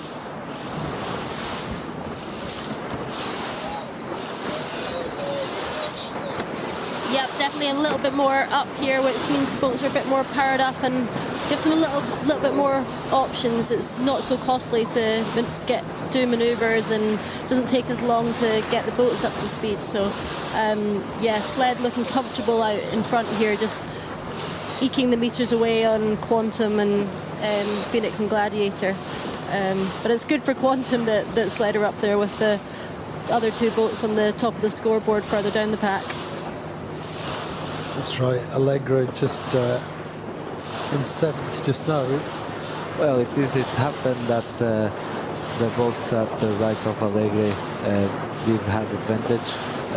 Now they got more wind, and now let's see what happens. If they are over the ley line, it could be that Alegre has still option to get something, but if they are on the ley line, it's probably going to be hard.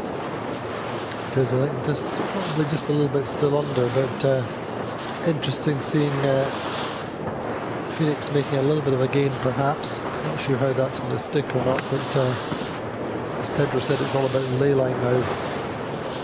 Get a better angle just now as our TV boat was up towards the windward mark. But all credit to the team on Sled. They won the 2nd race, but that 2nd race win was sandwiched between an 8th and an 8th. They've had 3 8ths in their scoreline so far, but still a fair bit of regatta still to go. They're in 6th place, but you know, a podium, if they could hold this and repeat this a couple of times more, podium's not out of reach for sled. But again, a nice ley line, Pedro.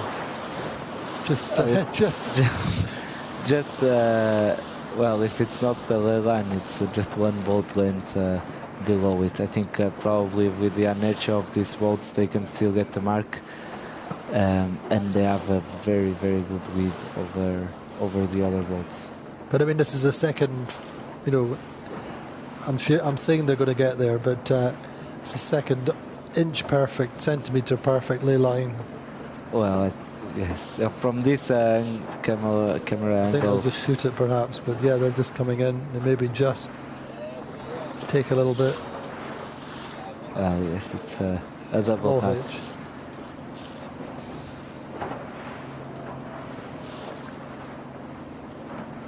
It's certainly better to do that in this situation than overlay, which is a danger in this breeze when it's moving right.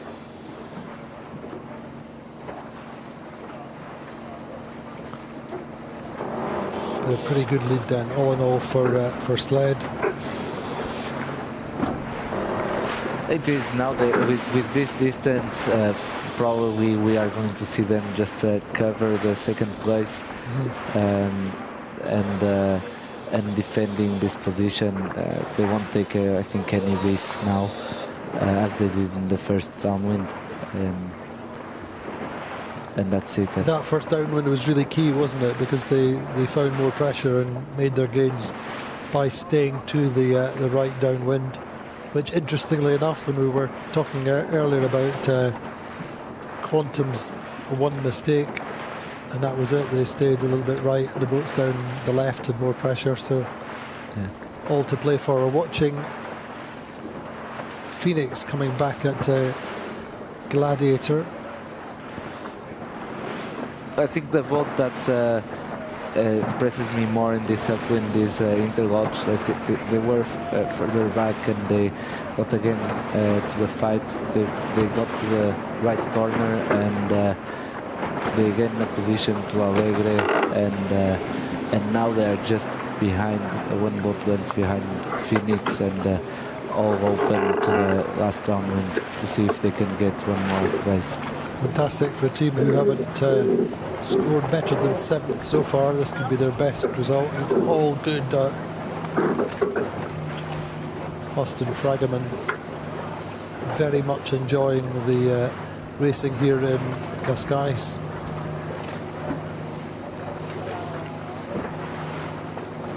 Greg Gindell there, the bowman on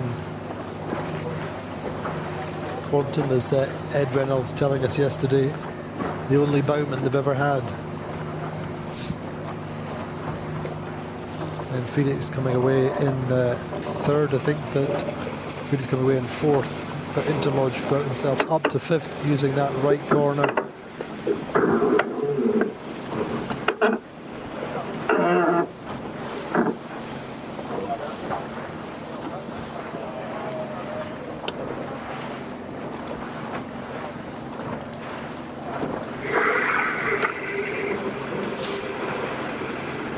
Platoon still in 7th.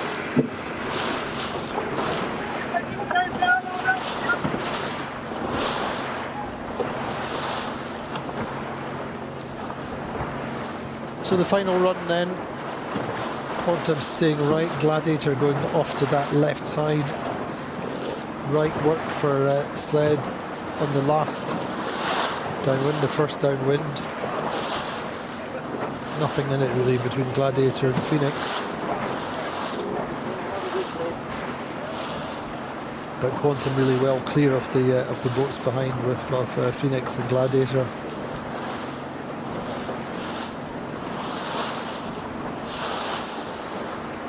So Tor, how's this run looking from your perspective?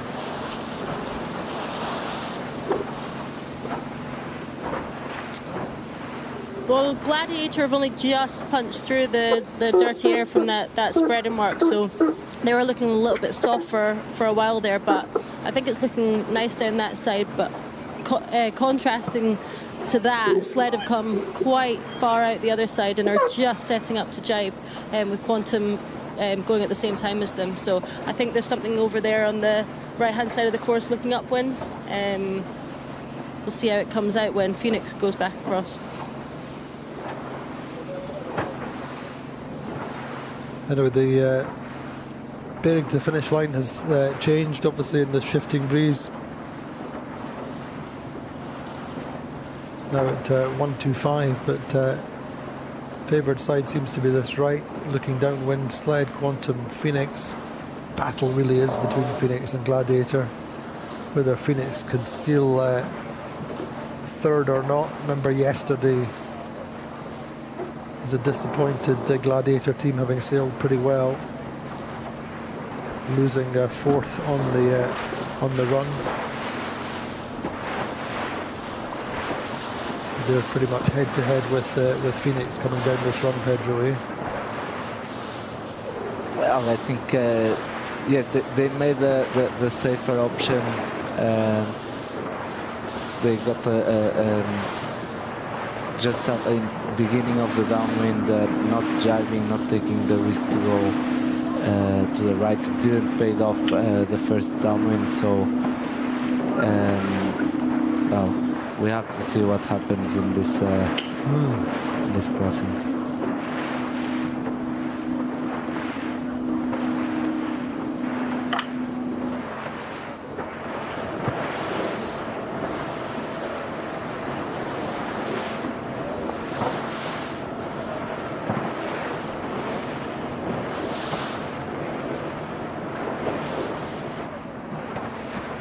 Well, the problem is in this light wind is that you never know what really the wind, if you're gonna get in a soft spot in the middle of the course. So, it's probably very hard for tacticians to predict a pattern in this with this wind. Even if in the upwind it looks clear that right is favored, downwind with a little bit more or less pressure, the VMG changes a lot.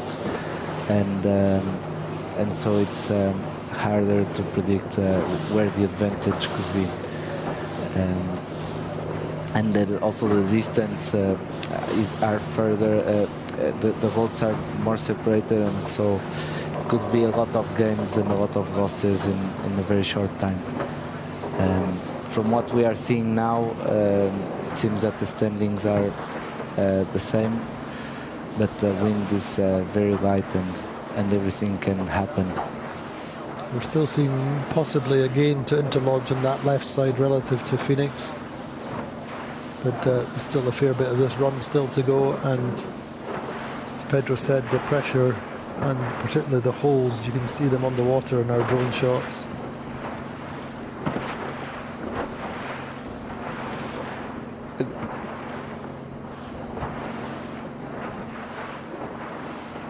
Amazing how the different camera angles show the boats at different speeds. You go overhead and they're hardly moving, and then you go on the sideline camera and they're moving quite nicely. But as you rightly pointed out, Interlodge have made some pretty good gains since that second upwind. Ed Baird, the tactician on board, doing some great work with Austin Fragament. This would be their best score of the regatta so far, as indeed if Gladiator hang in there for their third. Well, we see now that Gladiator and Interlodge have a very good pressure and right shift, and so they have their bow down, and it seems that it's a lot of advantage. Then Quantum and Sled, they have to come up because there is a lower pressure.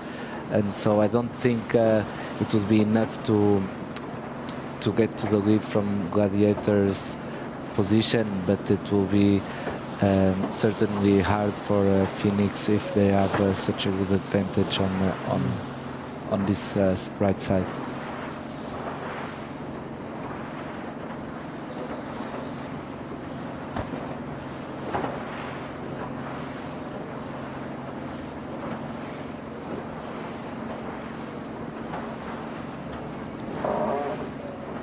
So all in all, this is going to upset the leaderboard just a little bit. I'm sure Quantum strengthening their hand, going on the water with a 2-point lead. Vayu, their nearest rivals, 6 places behind in 8th. Platoon, who are 3 points behind them, are down in 6th. And Phoenix, who are 8 points behind them, are presently 4 boats behind. So I wonder whether our Franco-Swiss geeks on the tracking could perhaps show us the projected points table before the finish. For me, this is Quantum strengthening their hand. But as ever, Terry Hutchison only ever says it's about being in position to challenge on the final day. And more it looks like that objective will be achieved. Now we see Gladiator jibing, and this I think will probably be the key moment of this downwind, if they get a good angle out of that right side or no. And if a little they bit cross, tame, aren't they? A little bit light. There you go. There's the projected points table,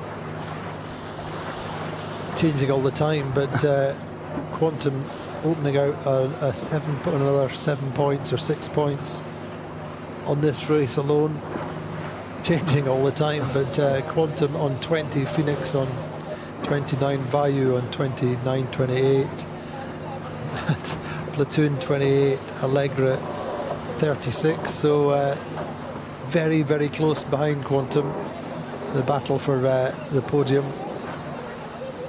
But Quantum doing good work coming down this run for sure. I think Sled will be happy to get across this finish line and put their second win in the bank.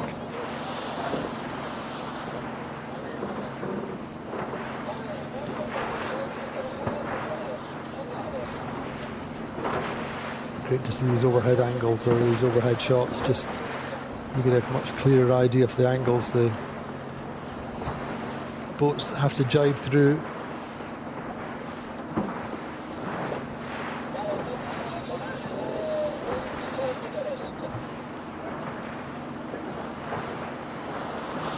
So we're seeing Phoenix potentially, as Pedro said, Phoenix potentially through the Gladiator on the strength of that jibe and the angle that Gladiator were coming out.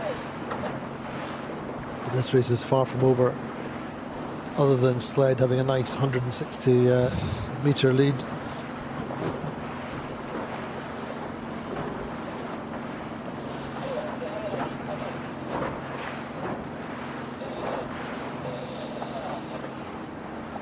So last season, of course, we just had the 3 regattas and the pressure was on.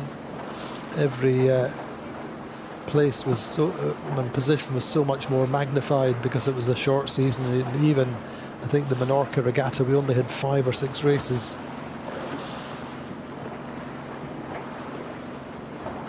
This Don Curry pointed out to me several times, although they won the circuit, won the World Championship, their consistency was more about firsts and sixths and firsts and fifths on any given day. But this is looking like a good win for Mr. Akura.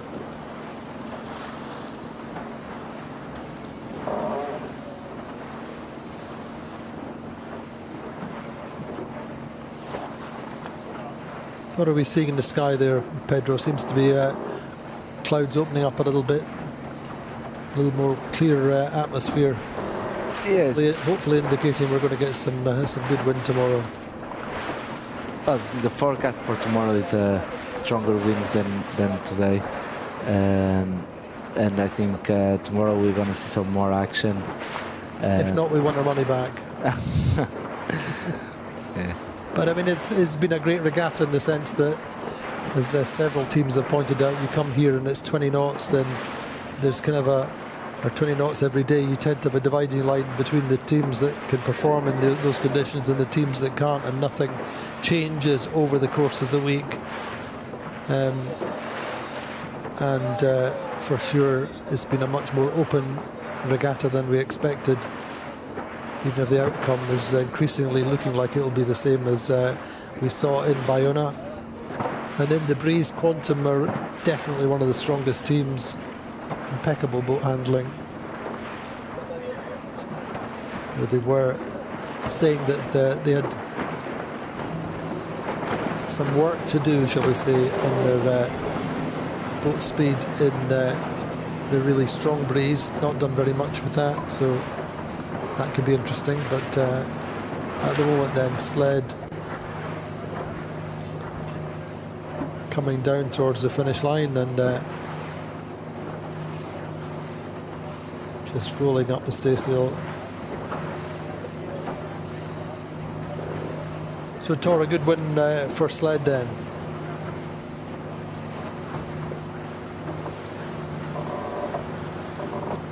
Yeah, really nice win for sled there.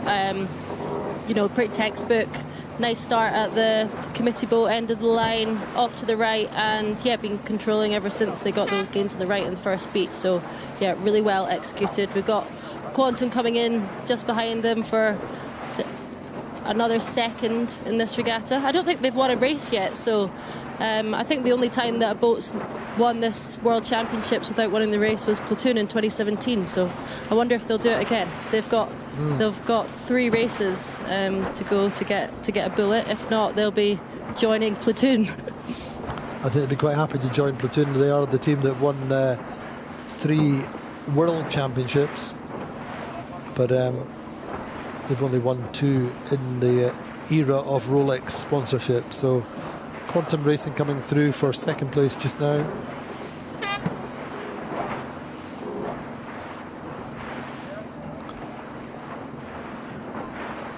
Good work from the Quantum team. Everybody seems to be fairly happy on board. Big smiles all round. Looking back upwind to see what's happening. And the news from behind is that Phoenix will come through for third.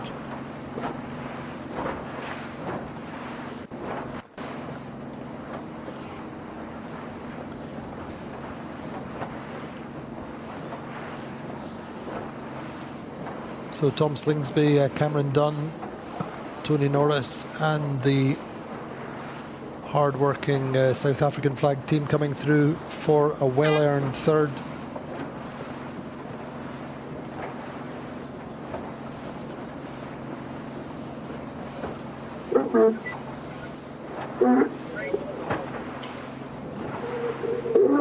Gladiator, I think, will be slightly disappointed to having lost out on a potential place in the podium in that race, but pretty solid result all in all. Their best finish so far, getting better. 5th yesterday in the second race, 4th. And we're watching a little bit of synchronized jibing between the Platoon, I think it is, and well, it's amazing from Platoon to be mid-fleet after a early start. So after coming back in the start, getting to recover all these boats and be 5th, I think it's amazing, and it's what gives you consistency over the days. The key thing for them, that will keep them ahead of Phoenix in the overall standings. Interlodge, good result for them, getting 6th. Again, their best score of the regatta so far. Allegra 7th.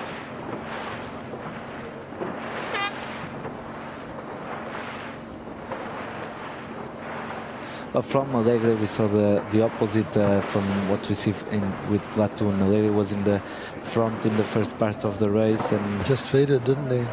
Yes, it is. And Provezza coming through for 8th, I think.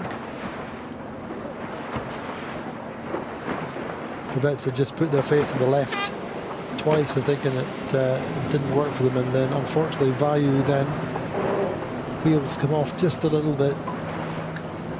Their worst score for the moment will see them ending up on 29 points. So my schoolboy maths puts Quantum on 20 points, Platoon on 28, and Vayu and Phoenix are locked together on third and fourth on 29 points.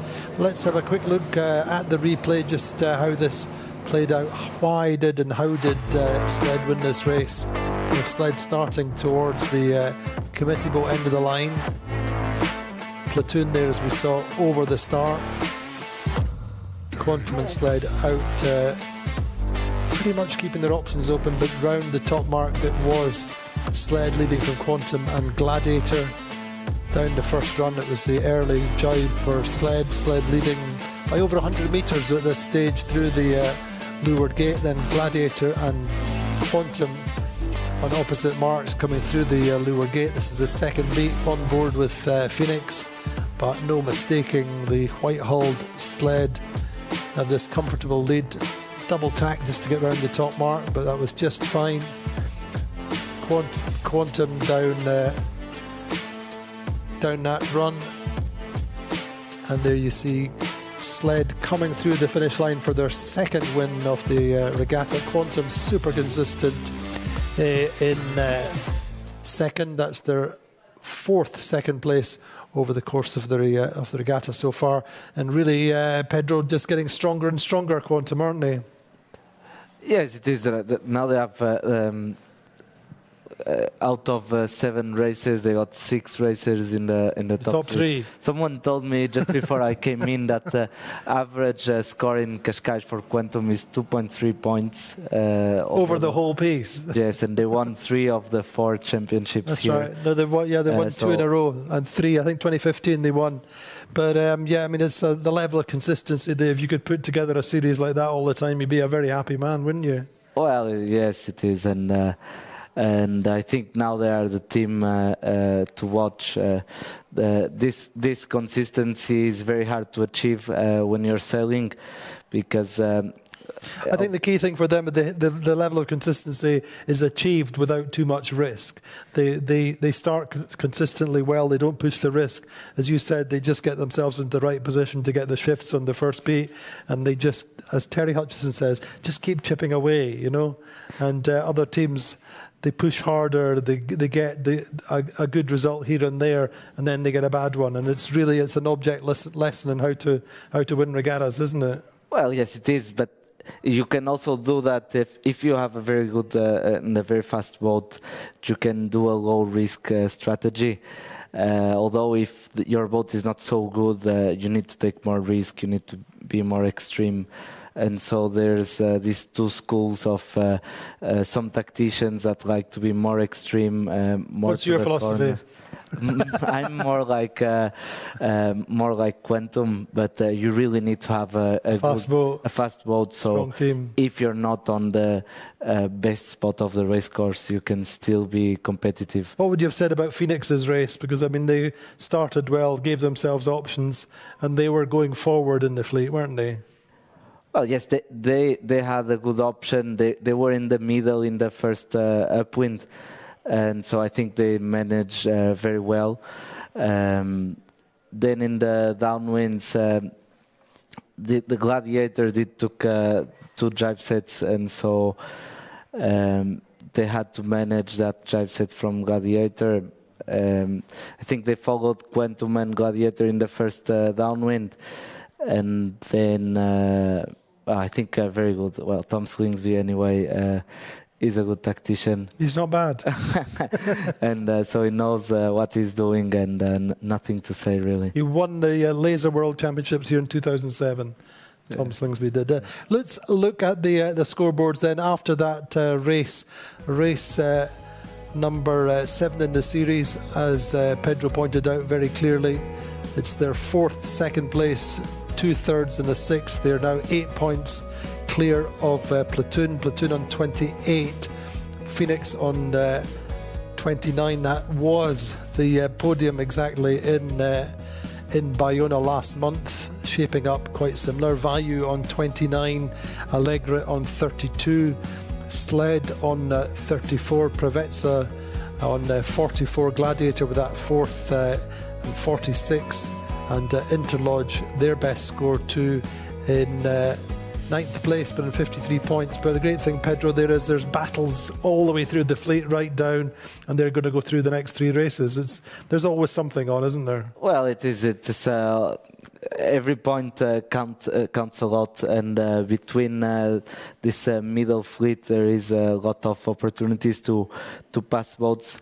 Really, one of the boats that did very good on this regatta was Platoon, coming from behind, from a lot behind in the start, and recovering, and they still managed to be on the podium now because of that recovery. In the back, I think Interlodge were impressive as well, weren't they? They started not so well, but got out to the right in that second beat and kept the second beat was very good scores. Anyway, that's what we have for you at the moment. We're going to go into the second race of the day. Pedro's going to get himself into this XS, get a little bit more energy. Help yourself.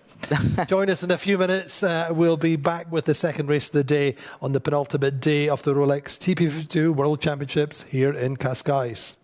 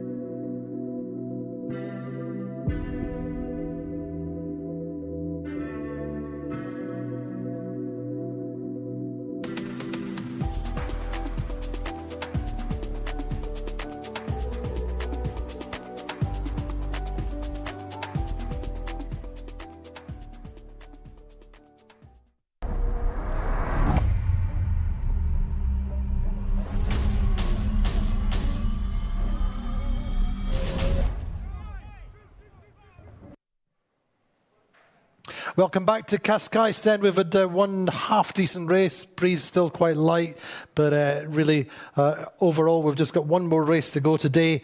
Prix has picked up very slightly, but we're still under 10 knots. A little bit frustrating. We were promised 16 or 18 by some of our navigators. Anyway, we caught up with a few sailors round the dock before we came on the water, and interesting to see just a little bit of insight into their characters.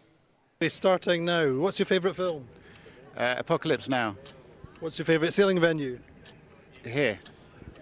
What's your favourite food? Sushi. If you could have one superpower, what would it be? To be taller. And what age did you start sailing? From the age of 7 or 8 years old, I think. Favourite bar or coffee shop? There used to be a great coffee shop in Cagliari in southern Sardinia. It was a really old building. Yeah. Perfect. Apart from sailing, what's your favourite sport? Surfing. Who's the best sailor in the world, in your opinion? I think Tom Slingsby's doing pretty well at the moment. What's the best thing and worst thing about being a pro sailor? Not many worse things and many great things. Name one. Just coming to different venues and sailing with your friends and doing what you love. Yeah. And if you won $20 million, what would you do with it? I wouldn't buy a sailing boat. Perfect, good, thank you. Yeah. So your favourite film? Apocalypse Now. Favourite sailing venue? Newport, Rhode Island. Favourite food? Oh, curry. Chicken tikka masala, hands down. If you could have one superpower, what would it be? Flying, just standard flying. At what age did you start sailing? 7. I think I was 7 when I first stepped in a little boat. Favourite bar or coffee shop? Favourite bar has to be the Haven in Lymington, being the greatest town in the world, and it does a good coffee in the morning as well. So let's go both on that, the Haven. Who's the best sailor in the world? Apart from me, there's a lot of good sailors out there. Yeah, I don't want to name them. It'd be embarrassing to name them. They know who they are. Exactly. And what sport do you enjoy other than sailing? Surfing. Went this morning, actually, just here in Cascais, so it's very good. Yeah. What's the best thing and worst thing about being a pro sailor? The best thing, I guess, is the lifestyle. It's got a great lifestyle. We travel to beautiful places like this. The worst thing is the time away from your lovely family and beautiful young children. And if you won $20 million, what would you do with it? First thing I'd do is the extension on the house that my wife keeps going on about. That's probably, and then we'll work it out from there. Holiday, I guess, and figure out the rest. Thank you. Fergal, favourite film? Gladiator. Favourite sailing venue? Cows. Favourite food? Mussels. If you could have one superpower, what would it be? Flying. What age did you start sailing? 9. Favourite bar or coffee shop? Roxy Beach, Port House.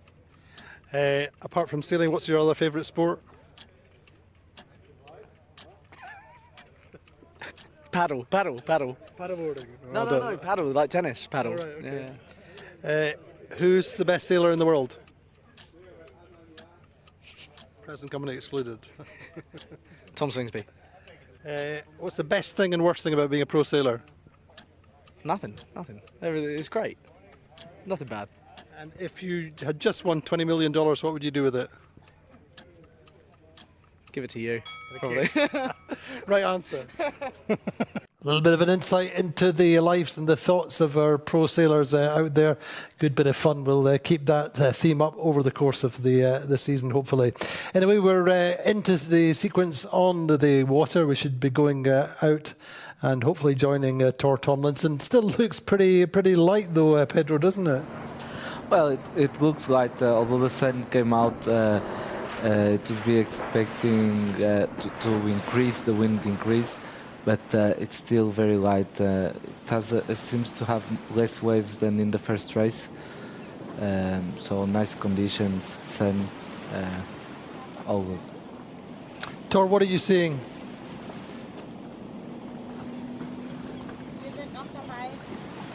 Little bit more wind, little bit softer chop. Yeah, similar to the last race, but a little bit right. A little bit right. We think we're going right this time. Pedro, what do you think? Well, now it seems a typical day from Cascais. I think probably I would say with this sun and with this wind, looking from here in shore, it would be 70% probability, 70-80% probability of the right being favoured. So do you want to start off the committee boat end of the line, do you, or what's your... I think probably yes, in the first third of the line, nice start that would give options to keep going or attack immediately. Don't have too much boats to my right, so I can attack early if I wanted, and that's it. More or less what Quantum and Slade and Phoenix did. Last race. Yes. But there are, as we said, there are some boats that need to start pushing the risk very slightly more if they want to get on the podium for the World Championship. But of course, this is a circuit on which every single race counts over the course of the season. We've got 5 regattas. This is only the second, and so in terms of risk, you want to minimise the risk, keep it safe as much as possible when you're looking at the season championship. But Quantum now have a handy lead, I think 8 points going into this race, and we're inside the final minute. What do you think it's shaping up, Pedro? Well, it seems that now all the boats are aligning to start. Proveza is taking exactly the opposite strategy as they took the last race.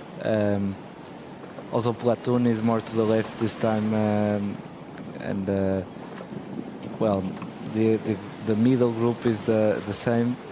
Interlodge and Vayu going for the safer option down towards the pin end of the line, certainly the left of the group.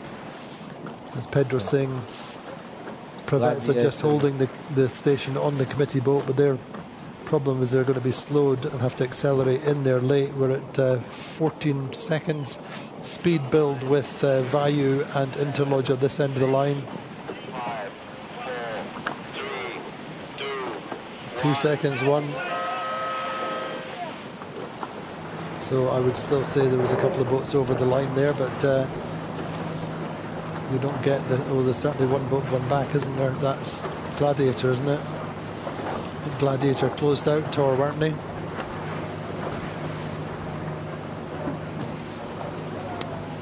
Yeah, I think Gladiator were closed out at the start. I think someone was over, but it doesn't look like anyone's going back. I can't actually see the flag on the committee boat, so maybe not. I think it might have just been Gladiator. Yeah, anyway, Gladiator back across the line, not getting going very quickly, but a nice start from Platoon. We're on board with Allegre. Interlodge tacking off early. Preveza, as Pedro said, coming in at the committee boat end of the line and tacking off immediately. Nice start though, really, from Platoon. Pedro just bow forward on the boat just above them. Well, it is, and now they have the clear one boat length bow forward. They just have to wait for this boat to tack, and then with all boats on port, the faster VMGs and the better sailing will win to the right way line. They're nicely powered up. Preveza went out to the right early. Allegro have gone that way as well. Quantum, not the best start, but they do seem to have a clear lead when we last saw them. But John Cascais there and just telling the team they're attacking. So after that 6th place, I think it was in the previous race, Platoon in good shape, although furthest to the left of the group now. Good angle. I think Interlodge was the boat just a little bit further back. Platoon high on Phoenix there, just to the right of our picture. Interlodge coming across now. Phoenix on port going across Vayu. Well, although Preveza didn't have a very good start, they were a boat in front of them in the race committee. They were the first to attack, and it's paying off now, and I think the more they go to the right, the more it will be favored for them. In some ways, a little bit of a replica of yesterday's second race, when we saw Allegra and Sled, Quantum going to the early right, and they were the top three at the top mark from memory. Platoon, good start. More over to this left side.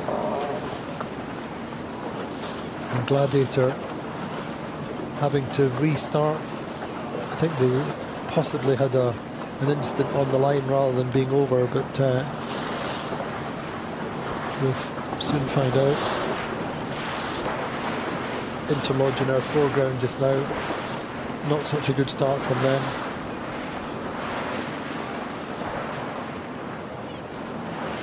Pravetsa then our early leader according to the tracking. Quite reasonable pressure over on this left side though, just looking upwind towards the windward bar. Ed Baird, tactician on the interlodge. I think they're generally quite happy to go low risk and let the boat do the work.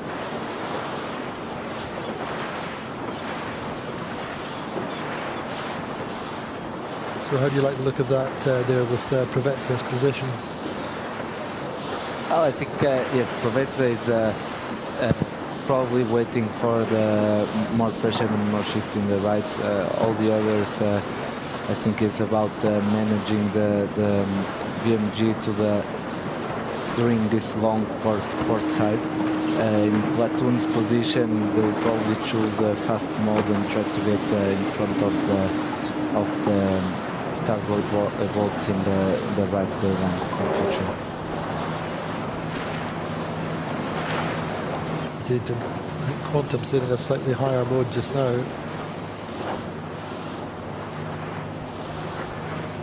Sled quite nicely positioned too, to the just behind and to weather of Pravetsa. There are top three boats on the leaderboard just now. Platoon going for a slightly more conservative option.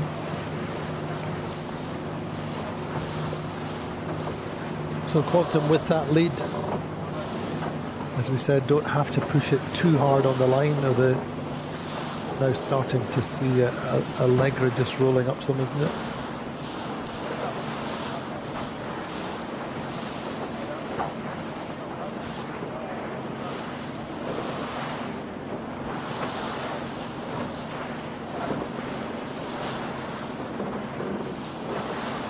Phoenix not quite getting the pressure that the boats are inshore.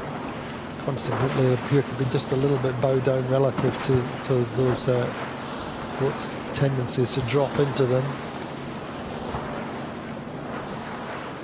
Platoon nicely powered up.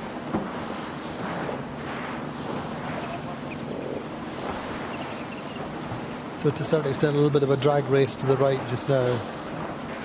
As you say, Pravetsa waiting for Sled and Quantum. Don't want to end up straight to the ley line.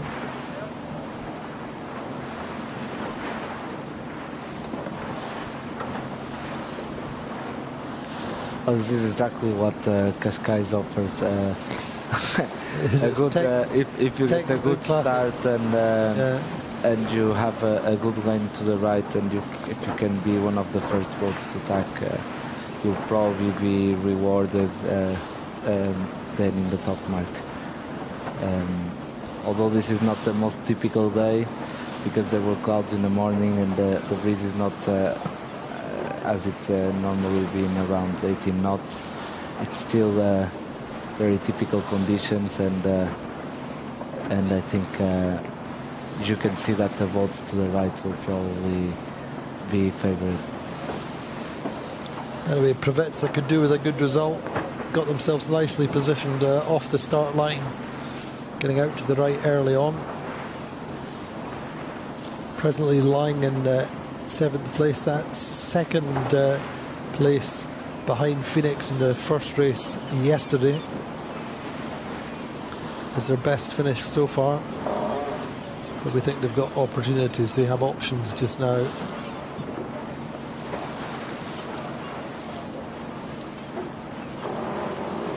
Eight points is the margin that Quantum have going into this race. Allegra kind of middle of the fleet, now in 5th. They're due a good result now in terms of their swings and roundabouts, as it were. 1-8, 1-9, 5-1-7.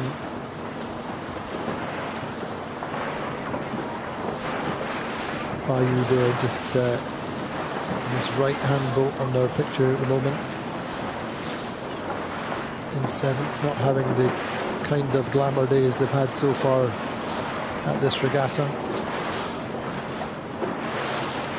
Nice shots then there of Austin Fragaman's Interlodge. With the two teams in the fleet now on Doyle sails, along with Platoon.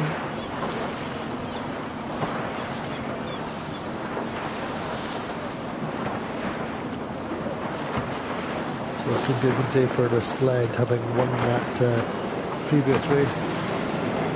Nicely positioned. Done well here before. It's a waiting game just now, Pedro, isn't it? Well, yes, it is a drag race, as you said before. It seems, though, that when we saw the drone pictures, that the three boats to the left were having a good bow up and pressure. So this is when the action is coming in, is in the right corner, in that ley line where the left boats have to decide to tack under or to keep going to the ley line, and Provezza needs to decide if to make the ley line short because they feel they have a good advantage, or to get it a little more pushed to the right so they know that other boats will tack under. It's not longer, I think, from now to see that what teams will choose. So your Quantum, what do you do? I think in Quantum's position, they are third, around their average, and that's what they need. Yeah. They need a solid race. Probably if Provezza attacks, Sled will attack at the same time, or I would just go with the first boats. So now Provezza is attacking, and now is where the choices come in.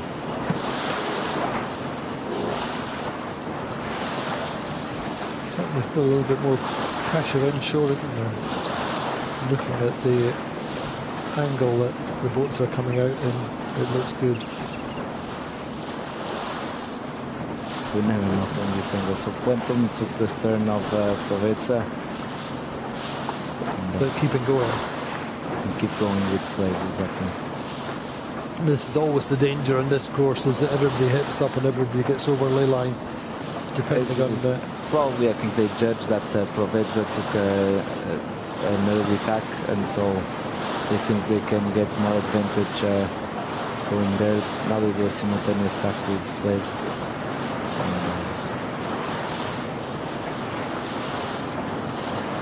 Oh, it's looking very good for them.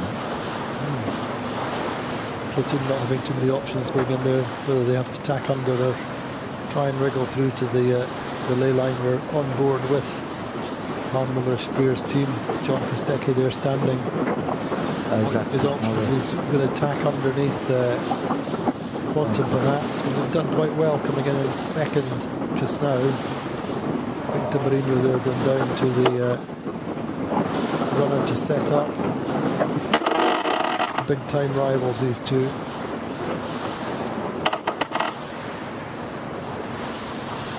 So great racing really, isn't it? It's just classic Cascais conditions in terms of the wind direction. We can do with another 4 or 5 knots of wind pressure. But Provezza in control, and Platoon came across there very nicely, Pedro. Yes, yes, Platoon didn't make the choice to do a rebound on Quantum, so they were a bit back, so then Quantum accelerated. I think that's well, you would have to see the ley line to see if it was possible to go behind that boat and tack more to the right. That probably was not a good option, so they wouldn't do that.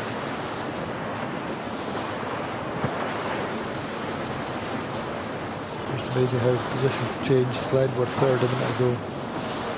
I got them in 7th, but very, very close going up this beat. Phoenix ending up on the outside of the shift.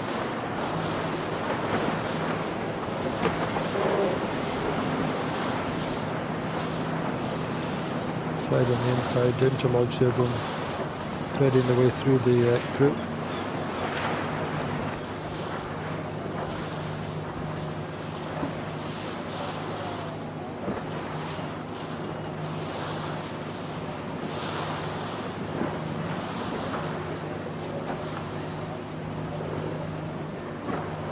Sled maybe above ley line,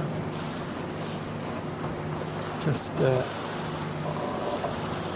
maybe slightly less wind pressure, but interesting angle.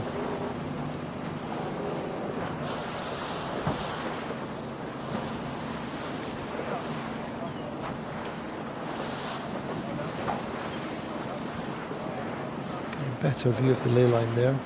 Prevets do seem to have it pretty good just now.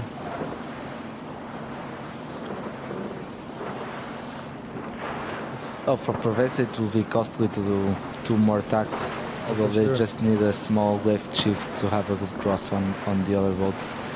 So I think that's what they're waiting for. And they don't have much more time because the mark is just coming there. Up, but okay.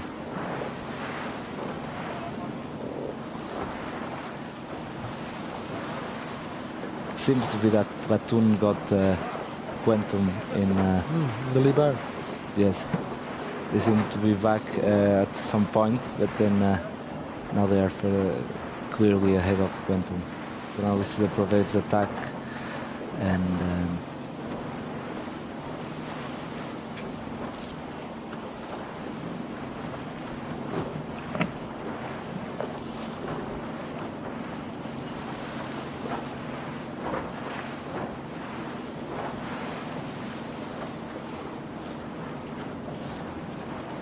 Platoon going well, got good pace here coming into the top mark. How's it looking there for you, Tor? You're just watching the boats coming in. Prevets leading, Quantum a little bit down speed. Yes.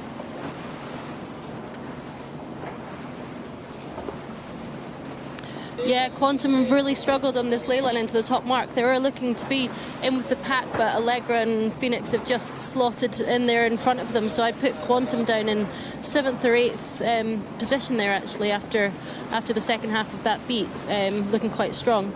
But really nice from Platoon, working their way up to the top there, not far behind Prevets. The clear lead, and Allegra just either shooting or almost on the mark there. Certainly clear of it there, getting a better angle. Very, very slow, allowing sled to get round and ahead. It's not costing Allegra, but they did come round the top mark in 3rd, but losing sled almost immediately. All the time this is good for Platoon, taking the challenge back to Quantum. As Tor said, that mark rounding and the approach proving to be quite expensive for them, considering they were in 3rd in the final approach.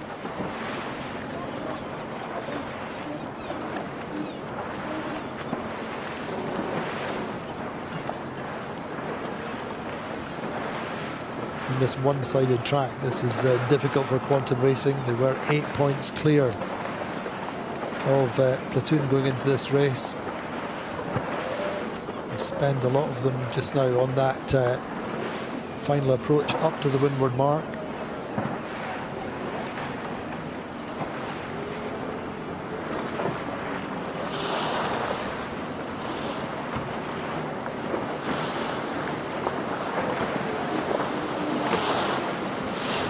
So to Phoenix down in 6th, IU 7th, and Quantum 8th. I think Gladiator still to get round the top mark.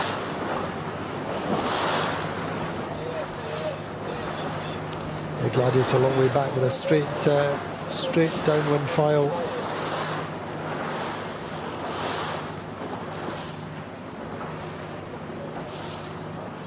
But that costly for Quantum at the top there, Pedro. Well, Yes, very, very costly.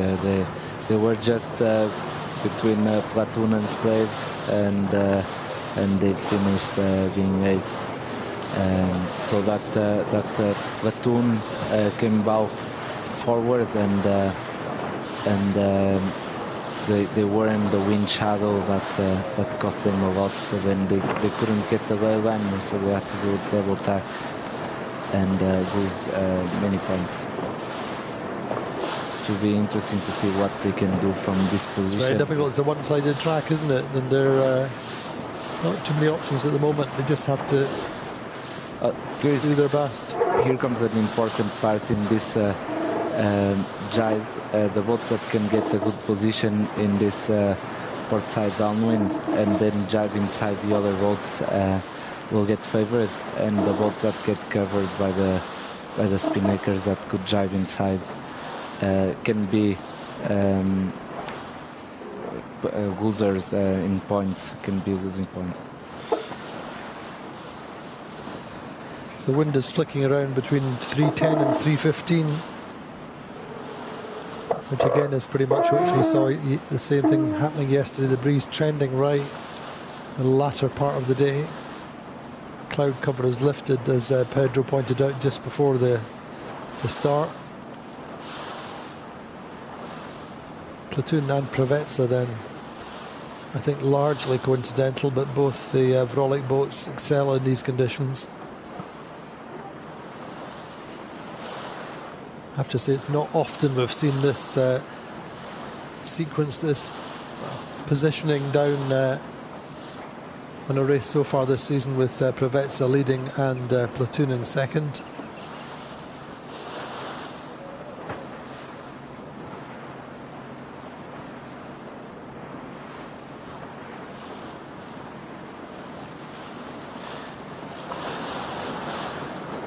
Here there is Alegre getting a very good position comparing to Sled. Probably when Sled is now blocked to jibe, or probably if they jibe, Alegre could jibe inside them and get them into their wind shadow. So probably there will be a point gain here for Alegre.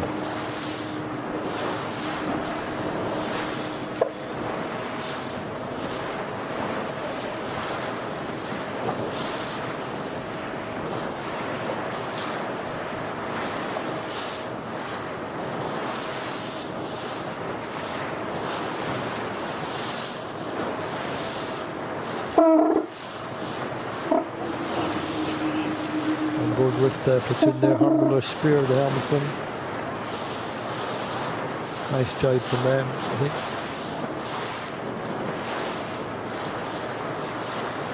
A little bit more pressure on that left side, further over, where Preveza are, but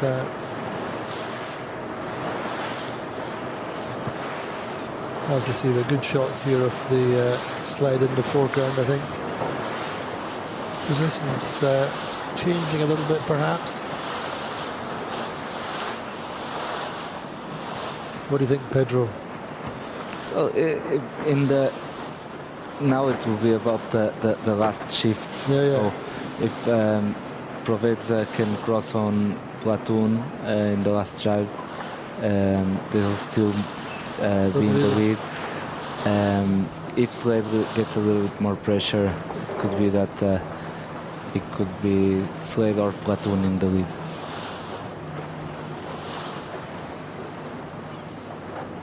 But it's fascinating, isn't it? It's so much about being able to either maintain the momentum of a good result from one race to the next, or pick yourself up after a bad result and pull it out the bag second race. But at the moment, Sled potentially having the best day after that race win. But you never really know. Just changing all the time. Anyway, Quantum Racing projected scores just now: 28 points. Platoon would be on 29. Phoenix 34. Value 35. 36 for Allegra. The Sled 36. 47 to Preveza. Gladiator 55. And Interlodge on 60. That's the standings. overall, were positions to stay the same, and wouldn't it be fascinating to see Platoon catching Quantum into final day? Perfect kind of showdown, but let's wait and see. Plenty more racing in this contest. But they are the two teams which have won the most world titles. Platoon pitching to draw level with Quantum, who have 3, I believe.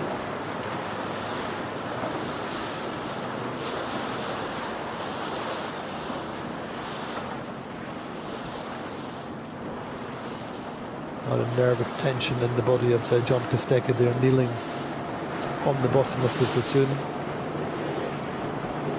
Looking back upwind here.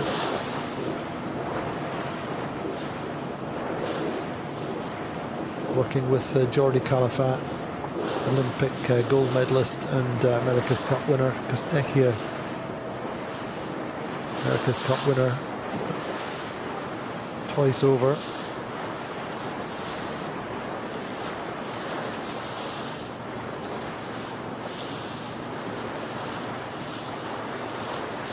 But what are we thinking of Provetsa's position out there on that high left, looking at their I think they just cross. I think they're just going to cross Platoon, aren't they? Platoon, yes. And in this case, what do you do if you're Platoon then? Do you try and jibe inside, or? Well, now we don't see the marks, but probably this going behind and cross to the right of the course would be You want good. to be right, don't you? So then you position to round the left mark in the bottom and go to the right in the upwind. So what the teams I think are doing now is trying to get the best tactics for this mark, but also thinking about the next upwind. The next upwind, you want to be right. You want to position in the gate in the right side probably.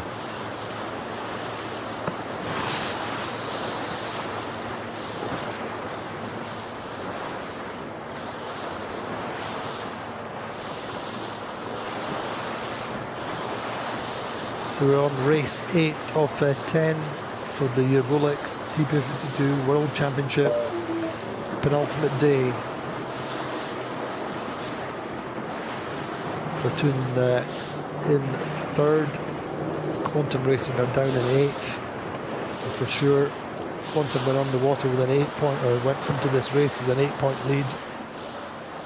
And the way things are shaping up just now, that lead will be cut substantially unless Quantum can take some places down this run. One more round to go.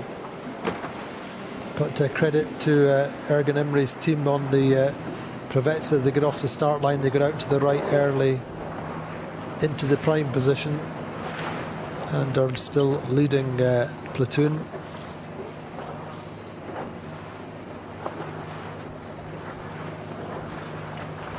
So coming into the lure gate, you're kind of liking the position that Platoon have, don't you?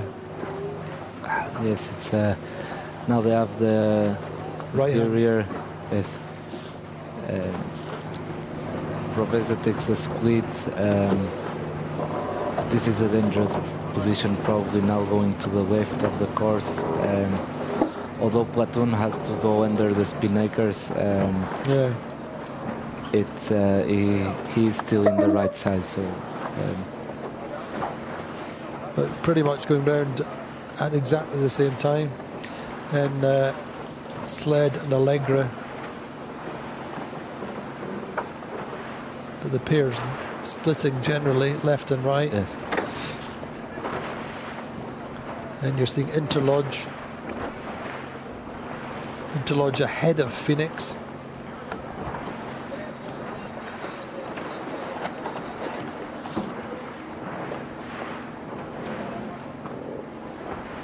So really shaping up to be a pretty reasonable day for Austin Fragaman and the Interlodge team. They finished 4th in Bayona, but Austin unfortunately was not with the team then. A bit of a scrappy rounding by the looks of things from the Vayu team, just getting the kite away. Quantum having to follow them round. Well, it is tight to get in there for Quantum.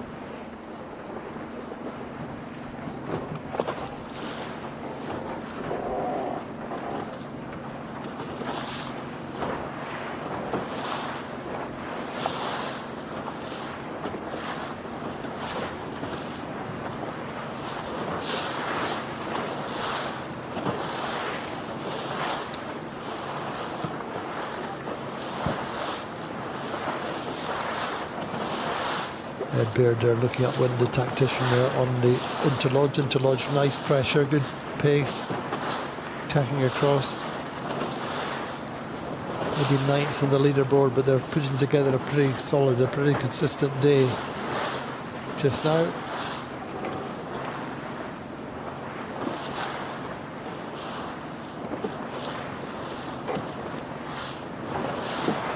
So Platoon on this left side. Sorry, Platoon on the right side, Provezza on the left side, who came round opposite gates. What's your feeling just now, Pedro? I think personally I would choose what Platoon is doing. Knowing what is a typical day here.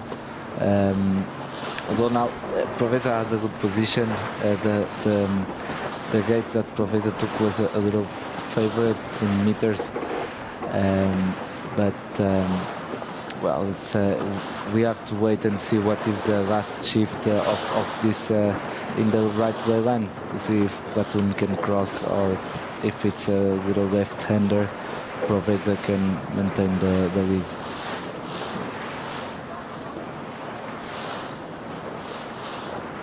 So Tor, how's it looking? You're out on this left side with Vayu and Quantum, I'm guessing.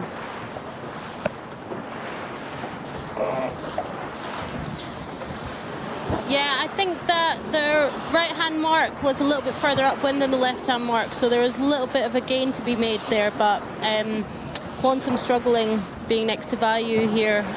A lot of work to do to get higher up in the fleet.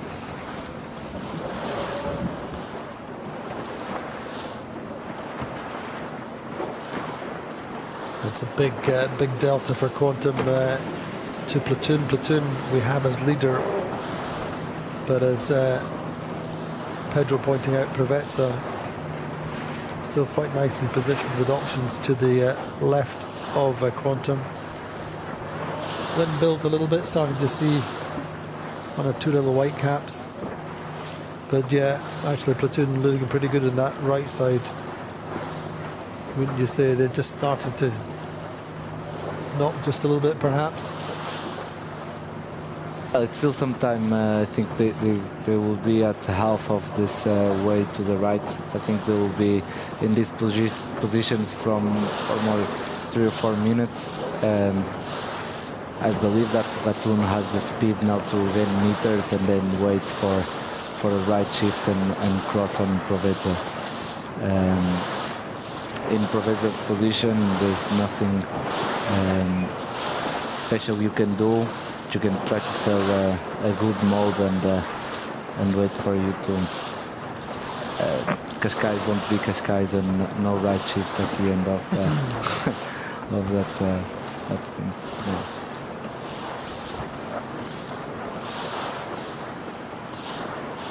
So difficult moments really for the Quantum team after that top part of that upwind. Really cost them the first upwind.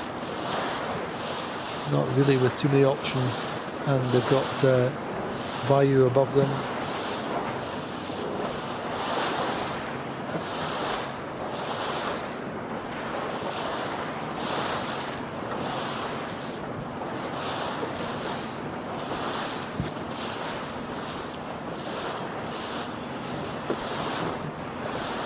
Sled having a pretty decent day. They were winning that previous race and coming away perhaps with a third in this one. Certainly have the options to just kind of cover Allegra. They'll be able to get back at Sled perhaps, or at Allegra perhaps.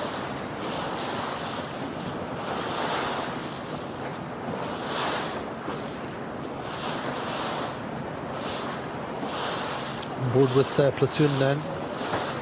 Certainly been the best performers really in this race to a certain extent. They just nailed the top part of that first beat.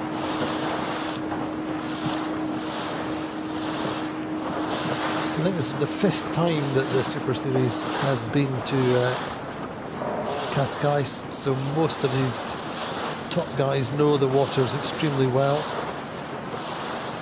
2015, 2016, Platoon were 4th in 2016, 6th in 2015.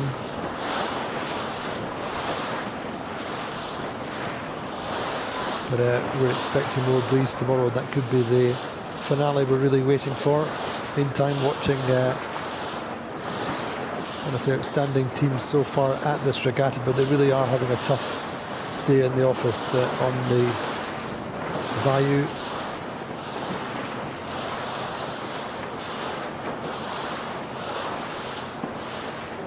Alongside Quantum, as we've mentioned a few times, they're working with Quantum and Gladiator, all sharing data, briefing and debriefing as a 3-boat team.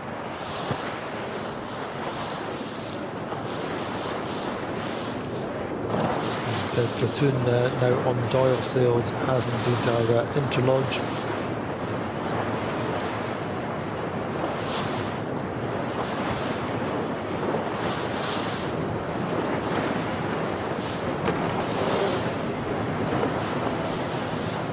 So much further do we think Platoon will go?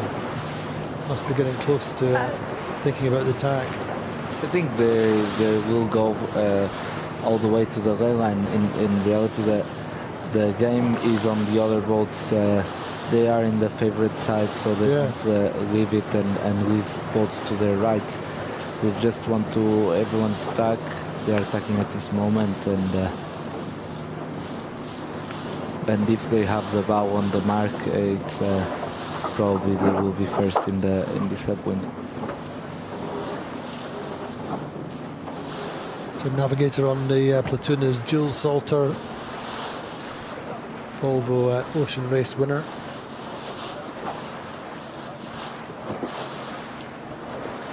Been with the Platoon for 4 or 5 years now. This is the moment when the leads extend more. It's when the reach get richer, and in these upwinds, when the right boats stack, they have more pressure and the lift. They start flying. Yes.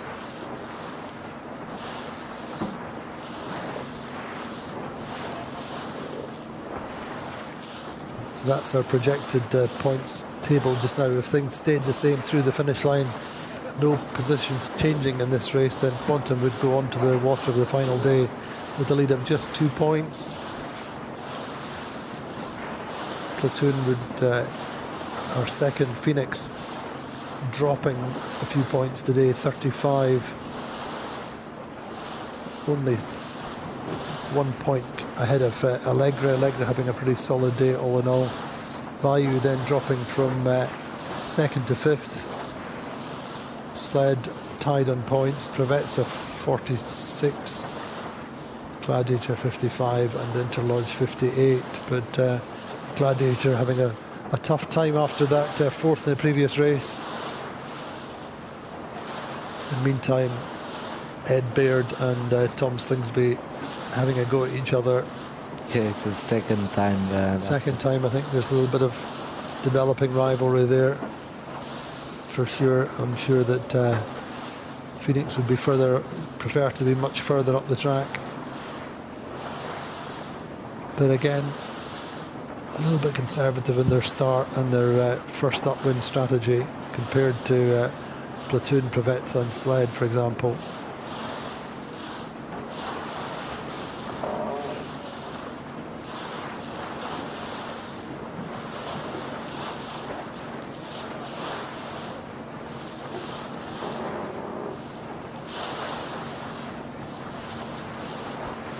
Fleet started to spread out slightly now as these, as Pedro said, the rich getting richer on this right side, getting into the pressure and shift. Well, there is Quantum that is now going further to the right. I think this could be a good opportunity for them to get points and distance to the front boats. So their target would be Phoenix. Or probably Interlodge and Vaio.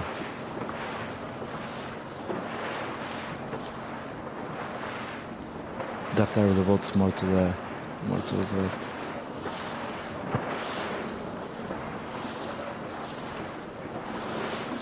So what's your feeling about tomorrow then? We've seen some forecasts of 17, 18 knots. Are you subscribing to that? Well, yes, I think if there is a sunny day and the sea breeze comes in, I think it will be a perfect sailing day with 18 knots, more waves, more planing downwind, and it will be very nice to see. 52 is fully lit up, hopefully. Yes. Anyway, platoon appear to be just below ley line.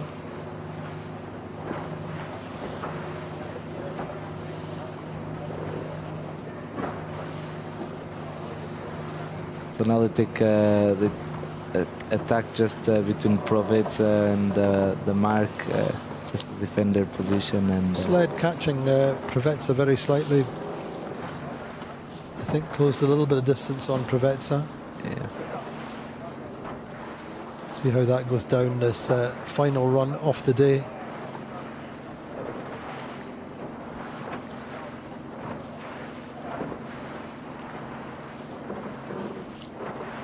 Last time we were here was in 2019. Platoon did finish on the podium with they were third then. That was their best score here in Cascais.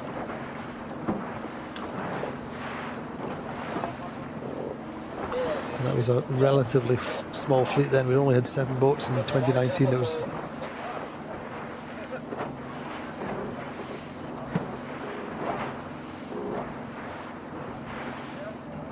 in July 2019 that was. So anyway, platoon coming around the top mark with the race lead.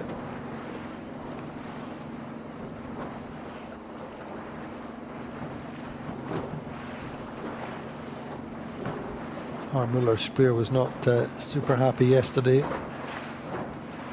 joking that there's a big Dragon fleet here and he's won in the Dragon before. Just joking that he wishes he'd stayed in the Dragon yesterday, but today I think that feeling will be reversed. And as teams so often say, it's all about being in the frame, being in the battle for the title on the final day, and they for sure are looking like they will be.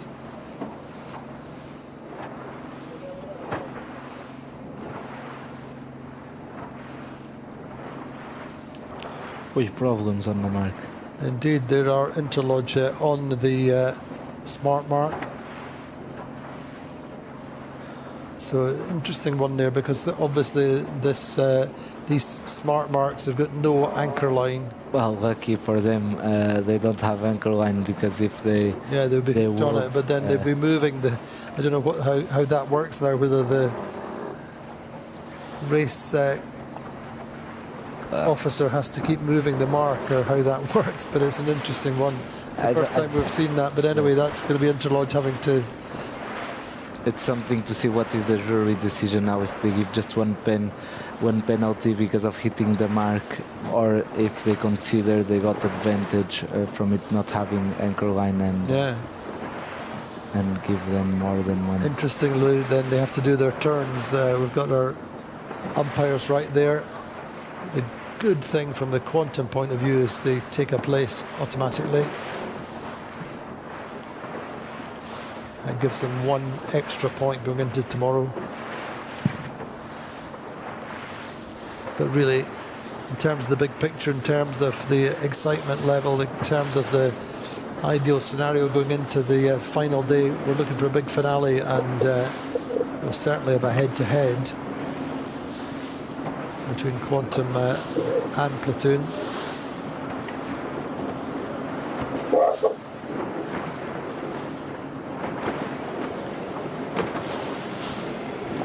Platoon have been runners-up, I think, 3 times in 4 years on the Super Series circuit. Never quite managed to win it. We're very close last time once again.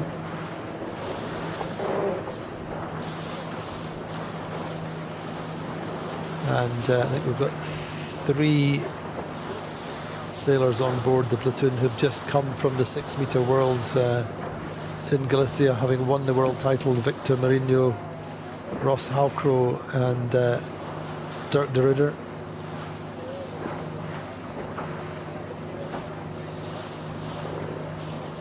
Oh, it would be nice to win 2 world titles in back-to-back weeks. And then such very, very different boats. However, getting a little bit ahead of ourselves, but say that Platoon have never finished better than 3rd in Cascais, but then generally has been breezy. Back in 2015 they were 5th, and that was a fairly light wind regatta, certainly in the middle part of the week. And there'll be great drone shots of the Platoon then, almost taking you on board. But as we mentioned earlier on the race, the 2 Rolex boats going well on this.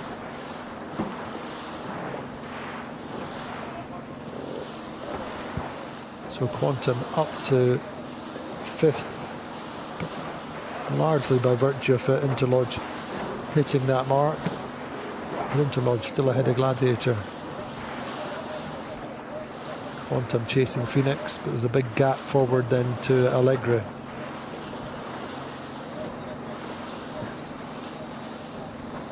Pedro. So we're in these positions. I think the Platoon is being conservative, waiting for our drone there. You're wondering how we get these shots. Well, there's your answer. Yeah. Also, they I think are just waiting for the ley line to jibe and point to the finish line. Then there is Provezza behind them, trying to get the position to cover them, and also defending from 2 boats that are very close behind him. So the pressure is I think more on Provezza at this point. That has more to defend, just a boat to attack.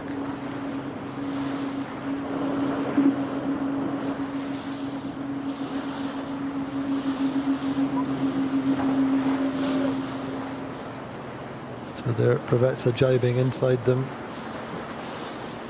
and Sled going at the same time.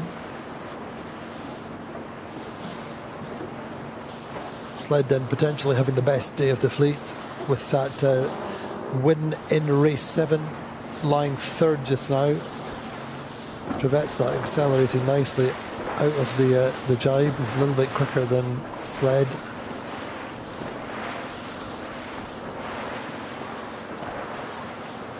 Allegre up on that high left, middle of our picture, just the weather of Provezza. Slide going quite quickly, but Platoon 11.7 knots. Great ley line, max speed, going quicker than the boats to weather of them.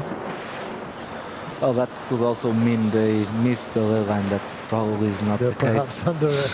perhaps underneath it.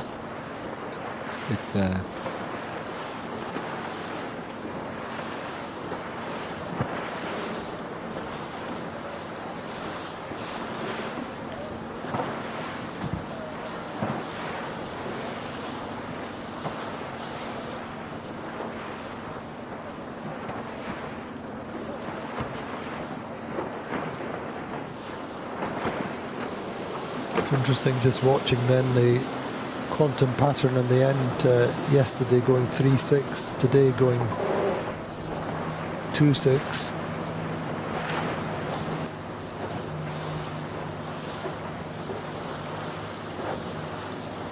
I mean, that windward mark rounding, was it self-inflicted in the end, or I think there's a little bit of circumstances because we had interlodge on the mark, or slowed right down. And sorry, we had Allegra coming in very slow, and it slowed up the train of boats going round, and I think Quantum suffered from that.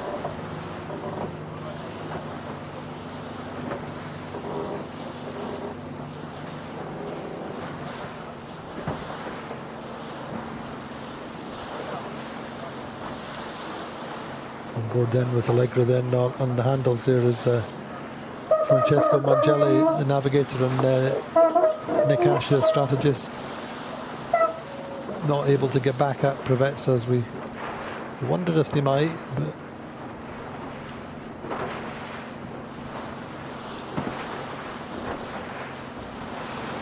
so looking like a win for Platoon then, Pedro. Do you feel that Provezza made mistakes, or? I think in the position they were in the first, it was all about the first downwind when... and that bottom gate, wasn't it? Yes, when Platoon crossed behind and got right off the course, and then left turn at the gate and right in the upwind.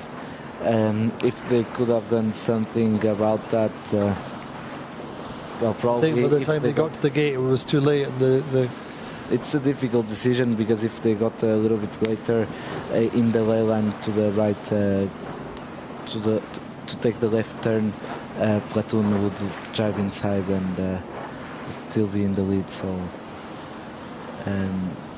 although the moment was the gate, the problem in reality comes from far behind. Before that, yeah.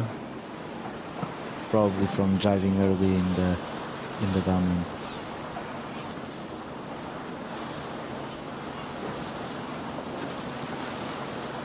So Platoon looking pretty sweet just now. Tor, a good race and excellent execution from Platoon.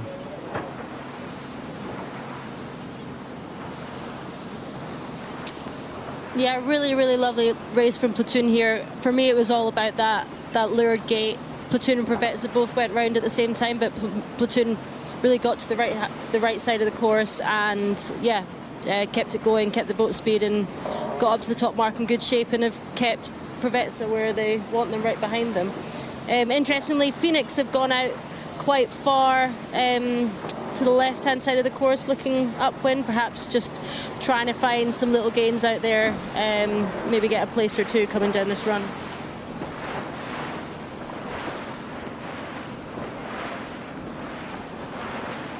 So on board with Platoon then. I think just coming in towards the finish line, this will be their second win of the regatta, and one which will give them a great chance going into the final day. Quantum in sixth just now, 120, 130 metres behind Phoenix, although Tor just saying that Phoenix had gone out to the right side looking downwind, trying to find something. Whether that leaves any kind of options, any openings for Quantum, we don't know, but this race is belonging to the German flag team of Platoon, Harmüller Spreers, twice world champions, one 2017, 2019. Quantum's pattern, interestingly enough, is they win the world title every second year. No world championship in 2020, of course. That was cancelled. It was due to take place in Cape Town. Unfortunately, we all know what happened after the Cape Town regatta. First time we'd been there. Everybody set up and excited for a world championship in South Africa. Unfortunately, the pandemic really hit as of then. Anyway, Platoon coming through the finish line. Victor Mourinho going on the bow there with the foredeck team there, Mickey Muller, and a win for Quantum. Sorry, win for Platoon, Harmuller spearhanding over the helm, straight away looking back upwind, checking his phone to see how his stocks are doing. Provetsa coming through in second. They're second place in 4 races, so things moving in the right direction for them in some respects. If it's some good results now, but also some 7s and 8s.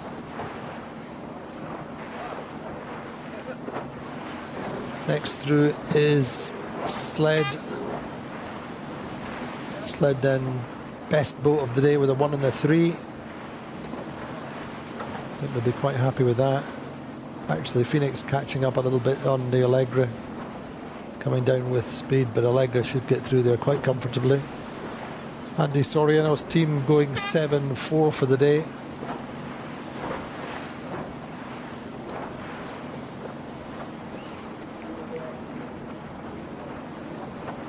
And Phoenix 5th in this race, 3rd in the previous race. They're certainly on the podium for the moment. But just not able to get to the early right, not able to get off the line the way that the boats in front of them did. Platoon, Provetsa, Sled all choosing the early right. Remember, Provetsa starting off the committee boat end of the line. Quantum coming through then for 6th.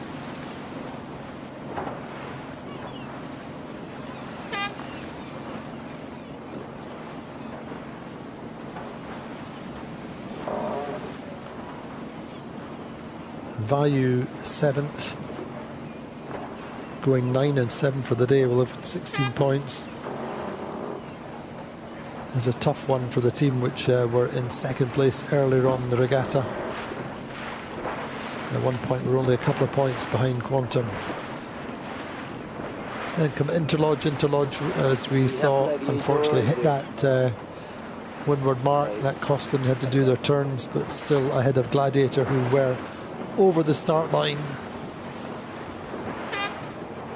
which is disappointing considering they took a 4th place, their best score of the regatta so far in the previous race. So this is, as we keep saying, it's all about consistency. It's all about managing to maintain regular results from one race to the next.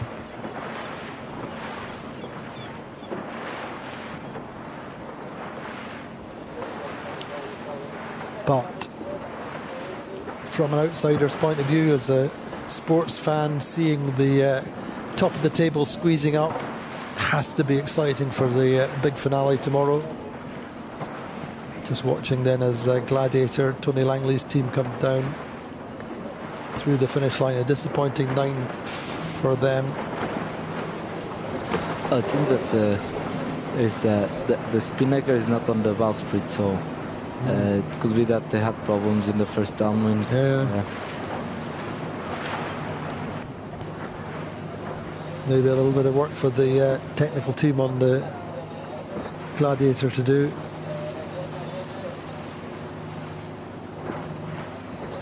So a little bit of a disappointing result for them.